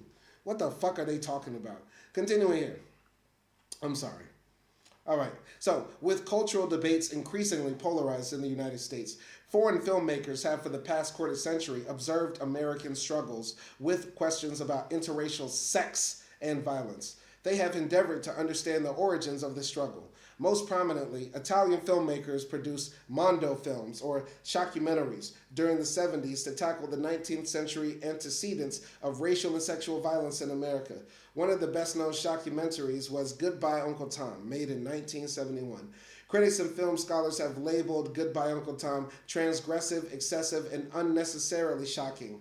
Gualterio Jacopetti and Franco Prosperi, the makers of Goodbye Uncle Tom, were not fazed by such critiques. They wanted to shock audiences, and the scenes of violence, sadism, physical degradation, rape, and slave breeding were meant to challenge audience sensibilities. It is questionable whether Jacopetti and Prosperi succeeded. They were correct in asserting that the slave South was a grotesquely exploitative society, but questions about how filmmakers effectively portray sexual exploitation and racial violence without alienating audiences remain problematic. As film scholar Mark Goodall observes, the crude retelling of the sexual perversity of the American slave trade in Goodbye Uncle Tom was too much for many audiences and critics in the early 1970s. I think Goodbye Uncle Tom is one of the best movies ever made. Goodbye Uncle Tom is one of the best films ever made, period. Period. That's a fact. Do do do do do do do do do do do do do do. Do do do do do do do do do do do do do do. The only bad part is the ending. The ending is horrible. Ending is horrible. And I'm talking by the ending I mean the last like 15 minutes or so. Like if the film ended with the slave breeding scene, it actually would have been pretty dope. But it went to the present. I'm talking about when it goes into the present, it gets a bit silly. But c'est la vie. Whether black audiences were as shocked as whites by Adio Zio Tom is questionable. This is because tales of racial violence and sexual perversity during and after slavery have long been a staple of African American storytelling and folklore. Black folklore operates at a public level of narration, but unlike movies, it generally does not use the technologies of filmmaking to reach and shock a mass audience. Since slavery times, black folklore has exhibited etiological qualities. Through myth and storytelling, narrators attempt to explain things as they are. For example, the devil in black folklore is often portrayed as a white southerner. Alternatively, humor is regularly invoked to highlight the absurdity of social situations created by whites with political power. Few elements of modern black folklore are as evocative and humorous as stories about sex and human genitalia. The historian Lawrence Levine observes that no part of the traditional stereotype of the Negro was more commonly played with and joked about in black expressive culture than the element of sex. Laughter and comedy can reveal much about a group's anxieties, attitudes, and aspirations. For black Americans, jokes about human genitalia and sexual intercourse serve all of these purposes. African American ministers, for example, have historically been among the most influential and publicly recognizable figures in black communities. Their position of power and authority has also been grist to the folklore mill for tales about sexual intercourses between a minister and female members of his congregation. There's more than a grain of truth to tales of clerical lechery in American culture. Many will recall examples of white preachers, such as Jimmy Swaggart, as well as prominent black ministers like Martin Luther King Jr., experiencing intense public scrutiny for their sexual affairs. Alternatively, stories about big black dicks borrow from racial stereotypes to assert a masculine power that African American men might not necessarily possess in social and political life. I never thought about it that way. People talk about big black dicks in relation to the power that black men do not have. Never thought about it that way. Never thought about it that way. Folkloric tales about sex have also played a prominent role in this informal library of social commentaries about slavery. Often, the chronology of slavery and Jim Crow segregation are brought together to symbolize the racial and gendered power dynamics that have existed between black and white Americans since the 19th century. Stories about rape, the separation of enslaved families because of sale, and the lynching of a male family member evoke images of historical suffering. In such contexts, storytellers sometimes revert to comedy to mask great pain. At other times, the narrators either emphasize the determination of the enslaved to resist sexual exploitation or use biting satire to highlight the absurdity of white racism and sexism. Folklorist Daryl Cumberdance, what a wild name, Cumberdance. Daryl Cumberdance. Your parents must hate you. How do you have a name Daryl Cumberdance? Folklorist Daryl Dance. Even just saying Daryl Dance sounds crazy. Let's do the Daryl Dance. The Daryl Dance. Anyway, folklorist DC Dance has recorded an extensive range of African American folklore. One story, for example, combines narrative threads from the history of slavery, the Underground Railroad, and slave breeding. The story focuses on a male slave named John. John's master values him highly because he is a plantation stud. Thus, the unnamed master is unwilling to part with John. Dance records that John, on the other hand, is determined to gain his freedom. During the days of slavery, old Massa owned a very valuable slave named John. John decided, though, that slavery was not for him, and he wanted his freedom. So there was a great underground movement, and John was able to get in on it. And through some friends, he finally got to Philadelphia. Well, old Massa was certainly disturbed because John was one of the most valuable slaves. He was very strong and had so many children among the slaves. And this was very valuable because he was selling his slaves, and he certainly didn't want to lose John.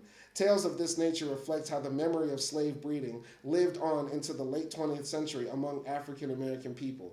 There was no forgetting of interracial sexual exploitation during slavery in such tales. But while the commodification of slave sexuality was remembered, so too was the slave's resistance to such practices. In this case, John refuses to submit to his master's immoral will and draws on a network of unnamed friends to steal away to freedom in the North. Other folkloric tales are more crude, but no less poignant. The fornication contest is one such tale. Folklorists collected various versions of this story during the 60s and 70s.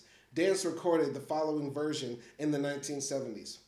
It was generally known that a black N-word could out-fuck a white man, but this particular white man did not believe it, and his friends didn't believe it. So they had a fucking contest. The master fucking a white wench, and the N-word fucking a N-word wench. And the scorekeepers were keeping score. The white man fucked her 12 times and fell away. Couldn't do no more. The N-word went right on fucking.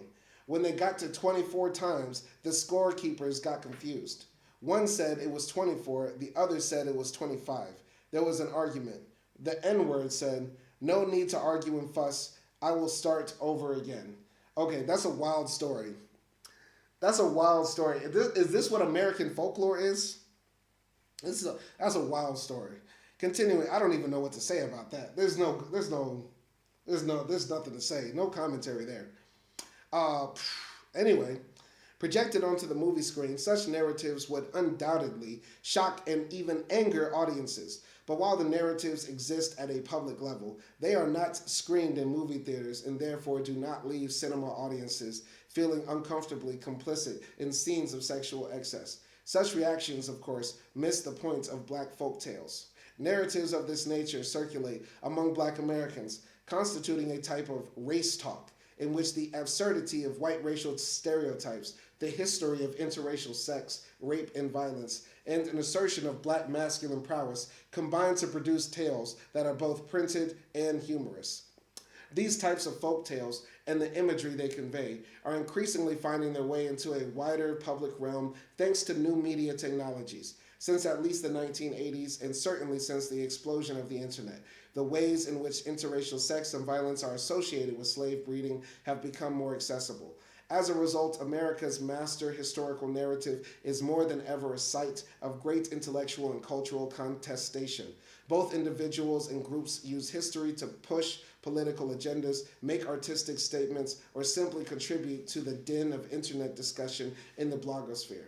However, it is important to note one significant caveat to these observations.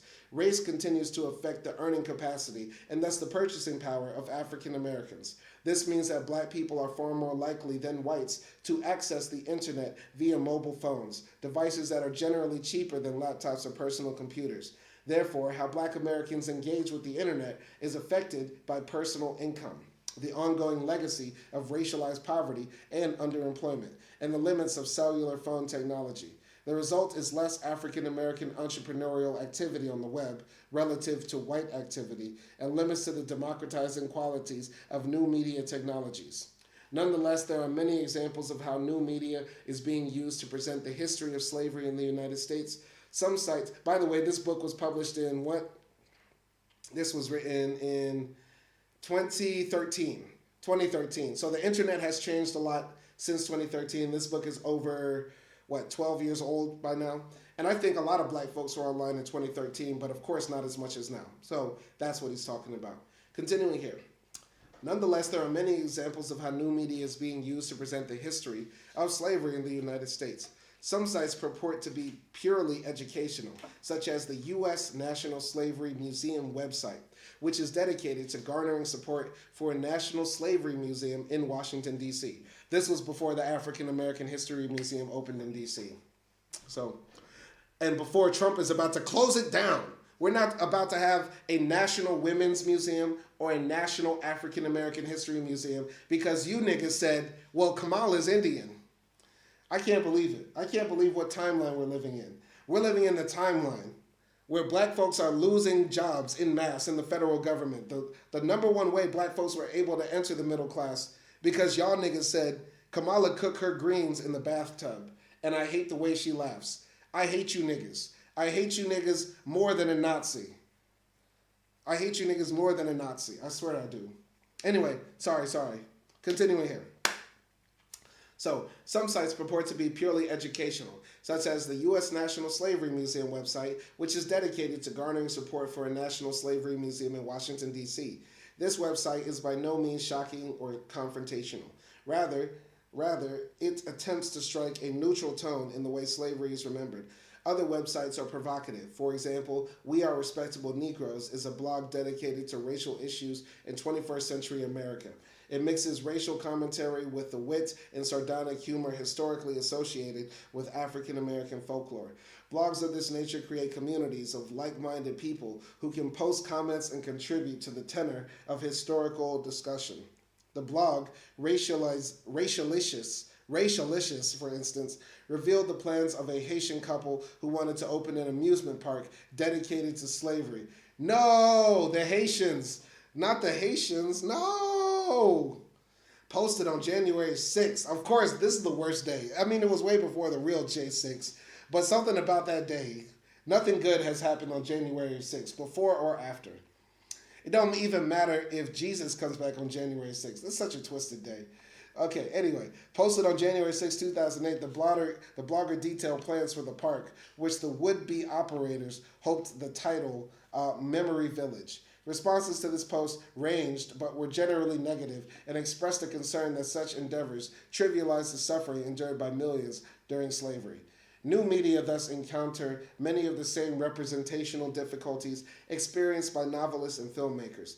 Once the memory of historical trauma is translated to any medium that can be consumed by a market, the specter of the lurid, sensational, and money-grabbing arise.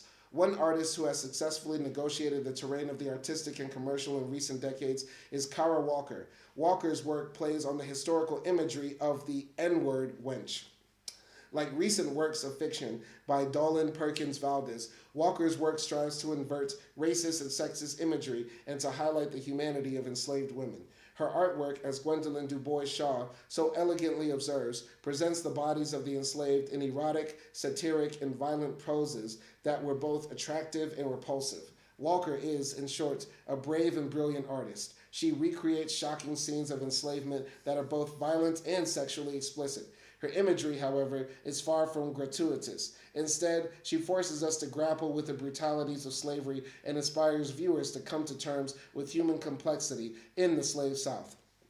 Walker conveys this complexity with antique silhouettes, an artistic style that, in the early 19th century, was the preserve of the white middle class. Walker wrenches this art form from white America's largely forgotten past to depict sex, violence, childbirth, defecation, and death in slavery. The shadowy nature of Walker's images, the life-size proportions, confront the viewer in a way cinema cannot. These are both public and personal encounters with historical imagery, encounters that do not leave one feeling voyeuristic, but instead deeply move to re-examine the content of our collective understanding of slavery in the United States. I just gotta say this, I hate when people just describe a painting in these videos. I mean, not in these videos, in these books, pardon. If you're gonna describe a painting, show us the fucking painting, man. Show us the fucking painting. Don't just type about it. You get what I'm saying? Anyway, Walker's skilled use of the silhouette reflects the narrative complexity of America's history with slavery. At the end of the historical, her work reacquaints viewers with the faceless images of slaves that were common in 19th century drawing and painting. During this earlier period, enslaved African Americans were not people worthy of having their emotions, feelings, and sufferings depicted in any detail. Walker recovers these expressionless silhouettes from the dustbin of artistic history. In the late 20th and early 21st centuries, such imagery stirs our historical imaginations and challenges viewers to reflect on the emotions of the slaves depicted. All right, interesting work here. So, we're almost finished. Shout out to Kamal for jumping in the chat. Live and clear, Simon. Shout out to Kamal. Shout out Nelson Moreno. We're almost done. We're almost about to finish this book. We're about to wrap this book up right here. So, in conclusion, Walker's work brings together many of the narrative elements that have traditionally been associated with Black literature and filmmaking: interracial sex and violence, humor, and poignancy. These are issues and emotions explored by Walker, and like many works of art, racial commentary and politics in 21st century America. Walker's work can be viewed on internet sites as diverse as personal web pages, blogs, and YouTube. Okay, 2013, YouTube was still new. It was still new. What impact these new media forms will have on the master narrative of American history remains to be seen. What is clear, however, is that the sources used to interpret the past, as well as the media through which history is narrated, are more dynamic than ever. The dominant narrative threads in slave-breeding discourses, rape, violence, and family breakup, have long been addressed by African American literature, film, folklore, and art. The legal scholar Sherilyn A. Ifill has recently observed that the African American narration of U.S. history has traditionally revolved around traumatic stories about a mother's heartbreak over a child being sold away, the rape of a Black girl, or the lynching of a son, brother, or husband. These tales of sexual violence are told in creative ways to circumvent patterns of racial silencing and marginalization in mainstream American culture. Richard Pryor, the great African-American comedian, quipped about these historical counter-narratives. N-words just have a way of telling you stuff and not telling you stuff. Martians have a difficult time with N-words.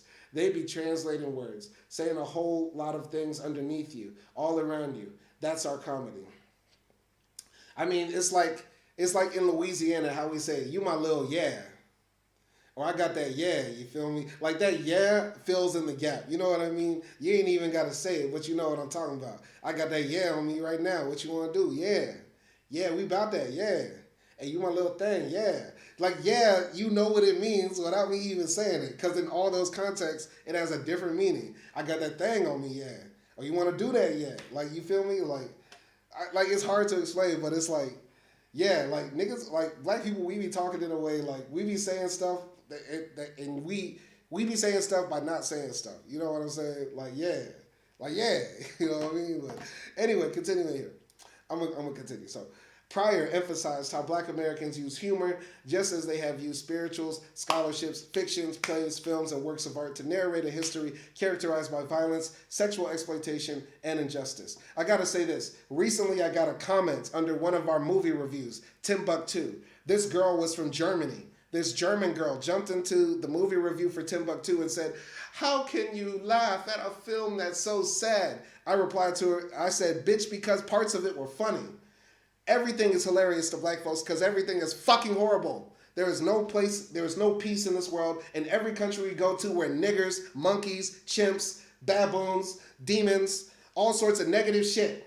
So everything is fucking funny because everything is fucking horrible. You get what I'm saying? So don't ever come into my comment section while I'm watching a black ass literal movie from Africa and you tell me why you laughing. Nigga, because the shit's funny. Because it's fucking funny. You gotta laugh to keep from crying in this bitch. You feel me? Anyway, continuing here. This is a version of United States history that many white Americans find either shocking or unrecognizable. While the new media of the 21st century hold the potential for the articulation of historical narratives more commonly embedded in black culture, there is no guarantee that the age of Obama, oh, little did we know what was coming next in 2013. And post-racialism will usher in a new and more inclusive understanding of the significance of slavery and slave breeding in American history. Obama couldn't save us from the trauma. No. Anyway, the epilogue. We're finishing this book up right here. How long is this epilogue? Let's see how many pages up in this thing. How many pages in the epilogue? It's not long. So we're going to finish the epilogue, and that's going to be the end of this book. It's only about 3 pages. Either way, I got to say the book got better at the end than it did at the beginning. I really liked chapters 5. I really liked chapters 7 too. You know, gave me some good books and movie recommendations. I like some of the other chapters too. I think like chapter 3, they were talking about how the playwrights were talking about slave breeding. That was either chapter 3 or 4, one of those, right? I really liked that as well. Other parts were a bit for me. You know what I mean? I didn't like how in this book, this guy was using, that broken slave English that white folks used when they were transcribing what we were saying. You know what I'm saying? So I didn't like that. But other than that, yeah, it's a good book. I give it like a 7 out of 5. 7 out of 5. If you want to pick up this book and read it, I suggest you do. It might be a good addition to your library. It's not necessary, though, I would say. But he has some interesting takes, like the take that the civil rights movement was spurred on by black folks wanting to fight against sexual abuse. I can see that to some degree. There's some interesting takes in this book, but we're going to let him have the final word. Gregory D. Smithers, our white ally in arms, have the final word in the epilogue. But right after this water break.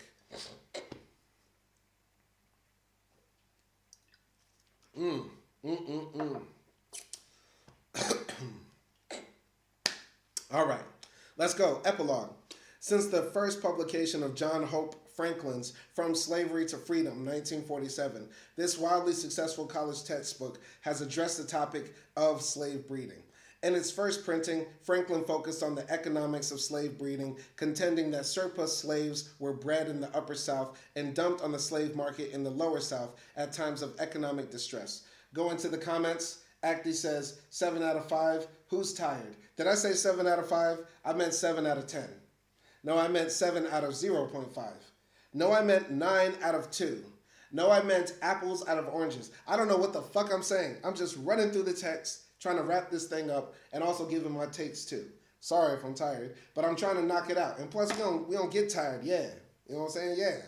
Anyway, so in his first printing, Franklin focused on the economics of slave breeding, contending that surplus slaves were bred in the Upper South and dumped on the slave market in the Lower South at times of economic distress. In subsequent editions, Franklin elaborated on this analysis. In the 1956 edition, he argued that slave owners protected themselves from a reduction in the supply of slaves following in the 1808 ban on the international slave trade to the United States by adopting schemes for the systematic breeding of slaves.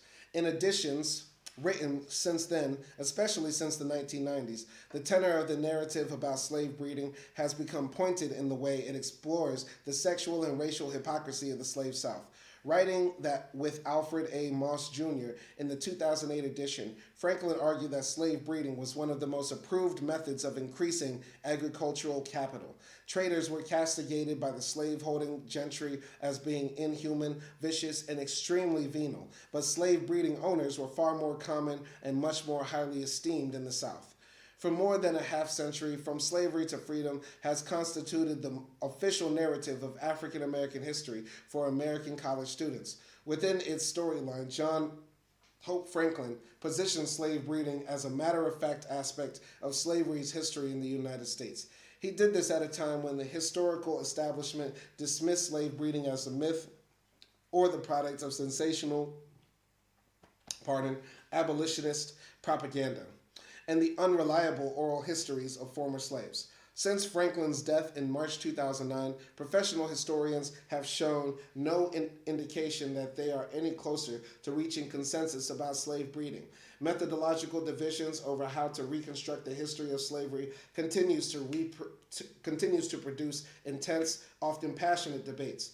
Since the global financial crisis in 2008, these divisions have become more entrenched. Economic historians, marginalized in the 1980s and 90s for their overly theoretical and technical analysis, feel that the time is ripe for their brand of history to make a comeback, as though putting the economics back into our understanding of the past would result in a return of history.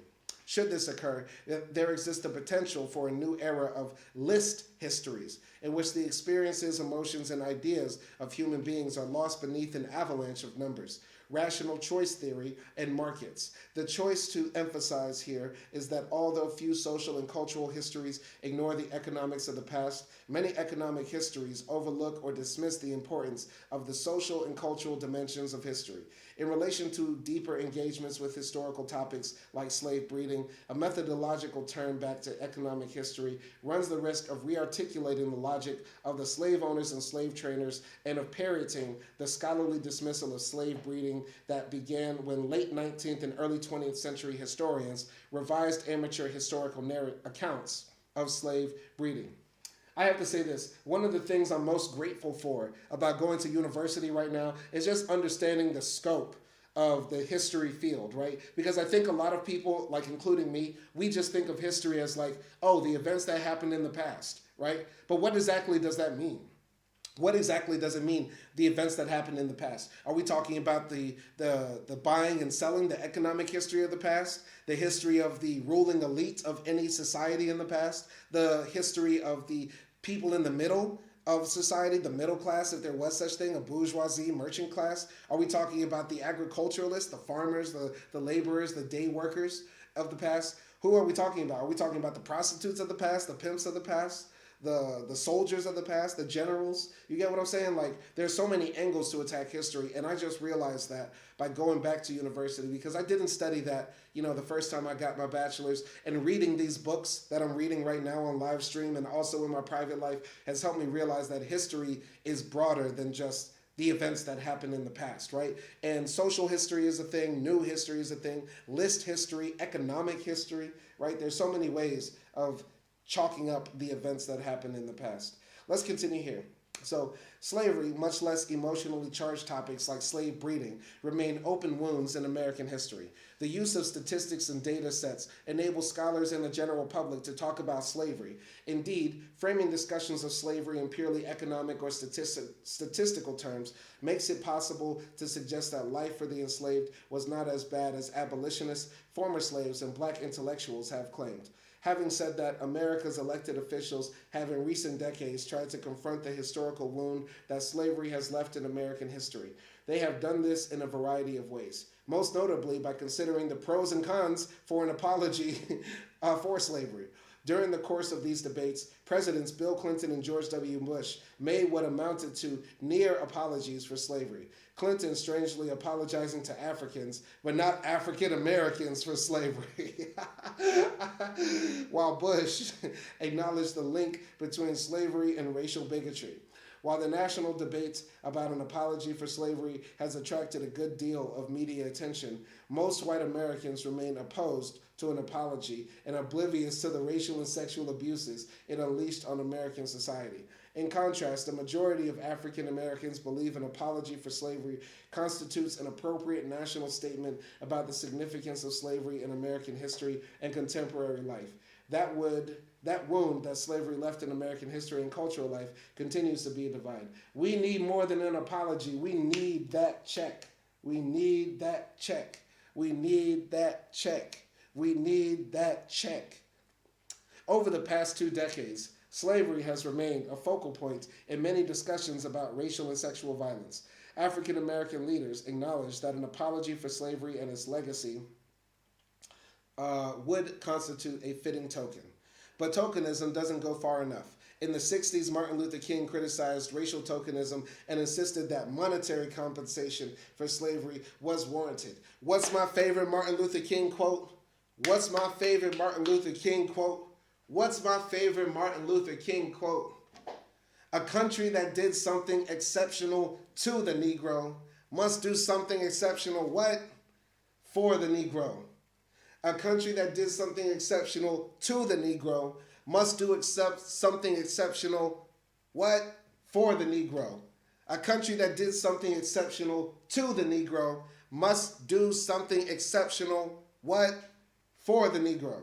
Facts, facts, facts. Shout out MLK. That's a big dog right there. Anyway, more recently, the president of the Southern Christian Leadership Conference, Dr. Joseph Lowery, warned in 1997, the danger of an apology for slavery is that it may become the benediction end instead of the opening hymn means. So if you are going to apologize, please print it on the back of a deed to my 40 acres and send it by way of my mule. The specter of reparations for slavery divides Americans. A 2002 poll found that 79% of African Americans favored an apology for slavery in comparison to 30% of whites. Of course, the whites. Of course, it's always the whites.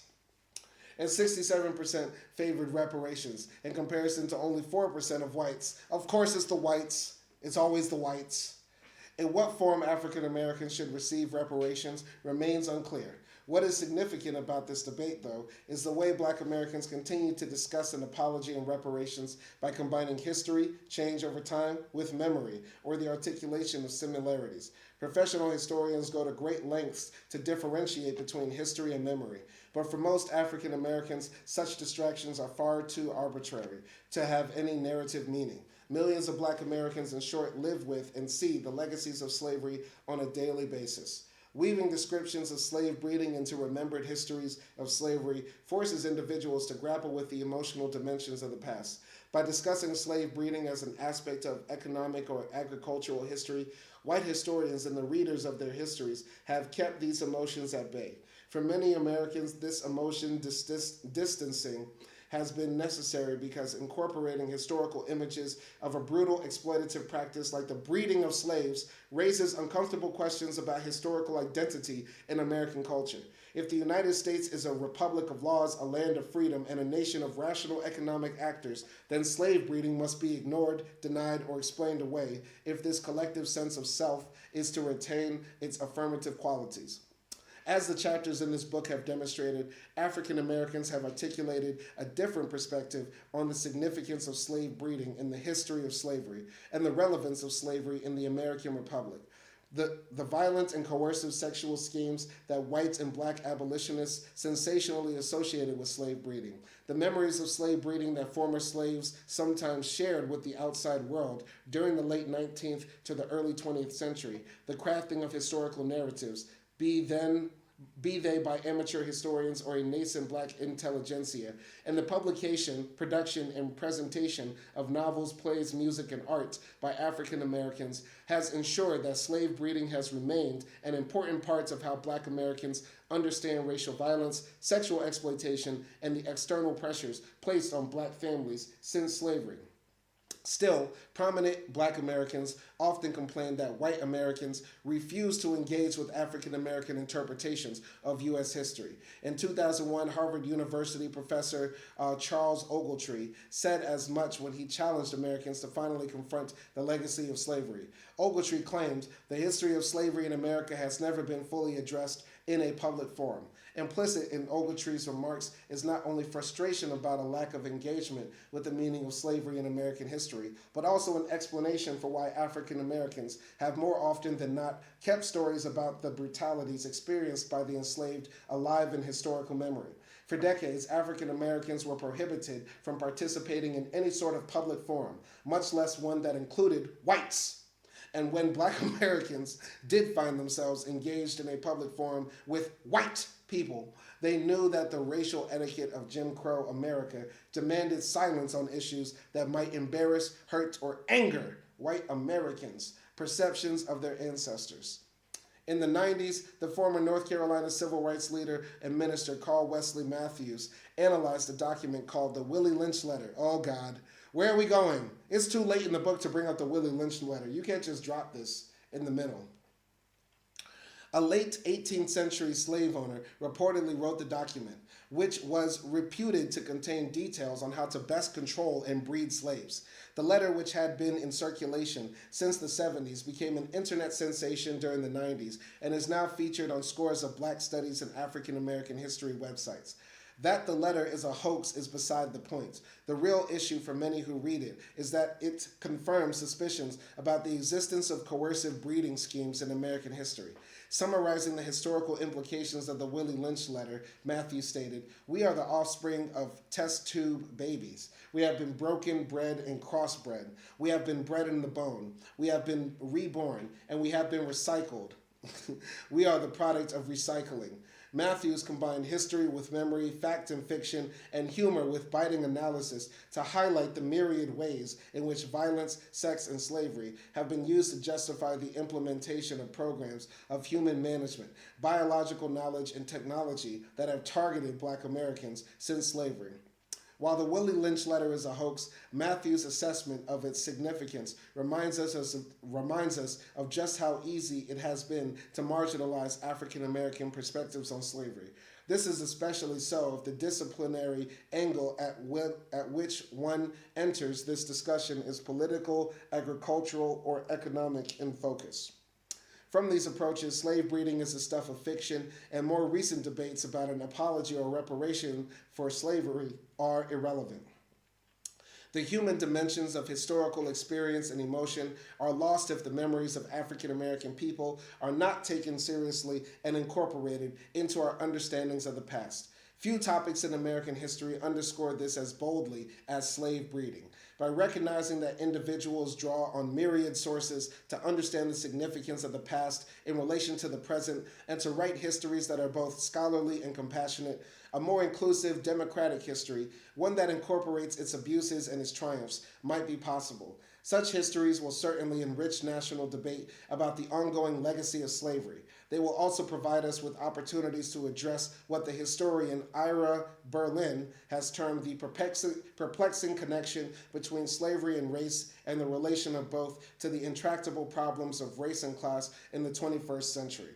As an engagement with slave breeding and African American culture reminds us, the study of interracial sex, violence, and memory in the United States history has never been more relevant.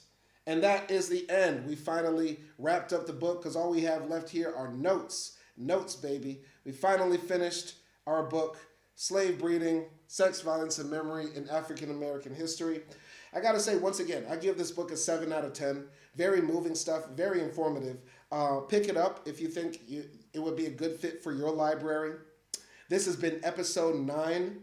This has been series number 9. This is number 9 in the Book to React series, I would say. And this has been episode 9 of Reading Slave Breeding by Gregory D. Smithers. Sorry it took so long, once again, to anybody who's been watching these live streams. I've been hella busy with school, work, everything else like that. But we finally did it, y'all. We finally did it. We knocked out this book. This is another one for the history books. Go check out the other books that I've read in the Book to React series. Go check out the playlist of things I've written for other people for Culturalist Theory. New episode dropped today. Bun B episode out right now. It's very dope. It's beautifully edited, beautifully written by your boy. All right, so go support that. Go check out the new episode of Backpack Bandits. Backpack Bandits. Backpack Bandits. Go check out Backpack Bandits' new episode. Acti is over there doing remarkable work with the editing. And we got new episodes of our movie review series on this channel as well. Go check out the latest one we did, which was for, I forgot already. because we do so many movie reviews, and I'm already thinking about the next one. The current movie review that we have out right now, Nickel Boys, of course, Nickel Boys, a classic.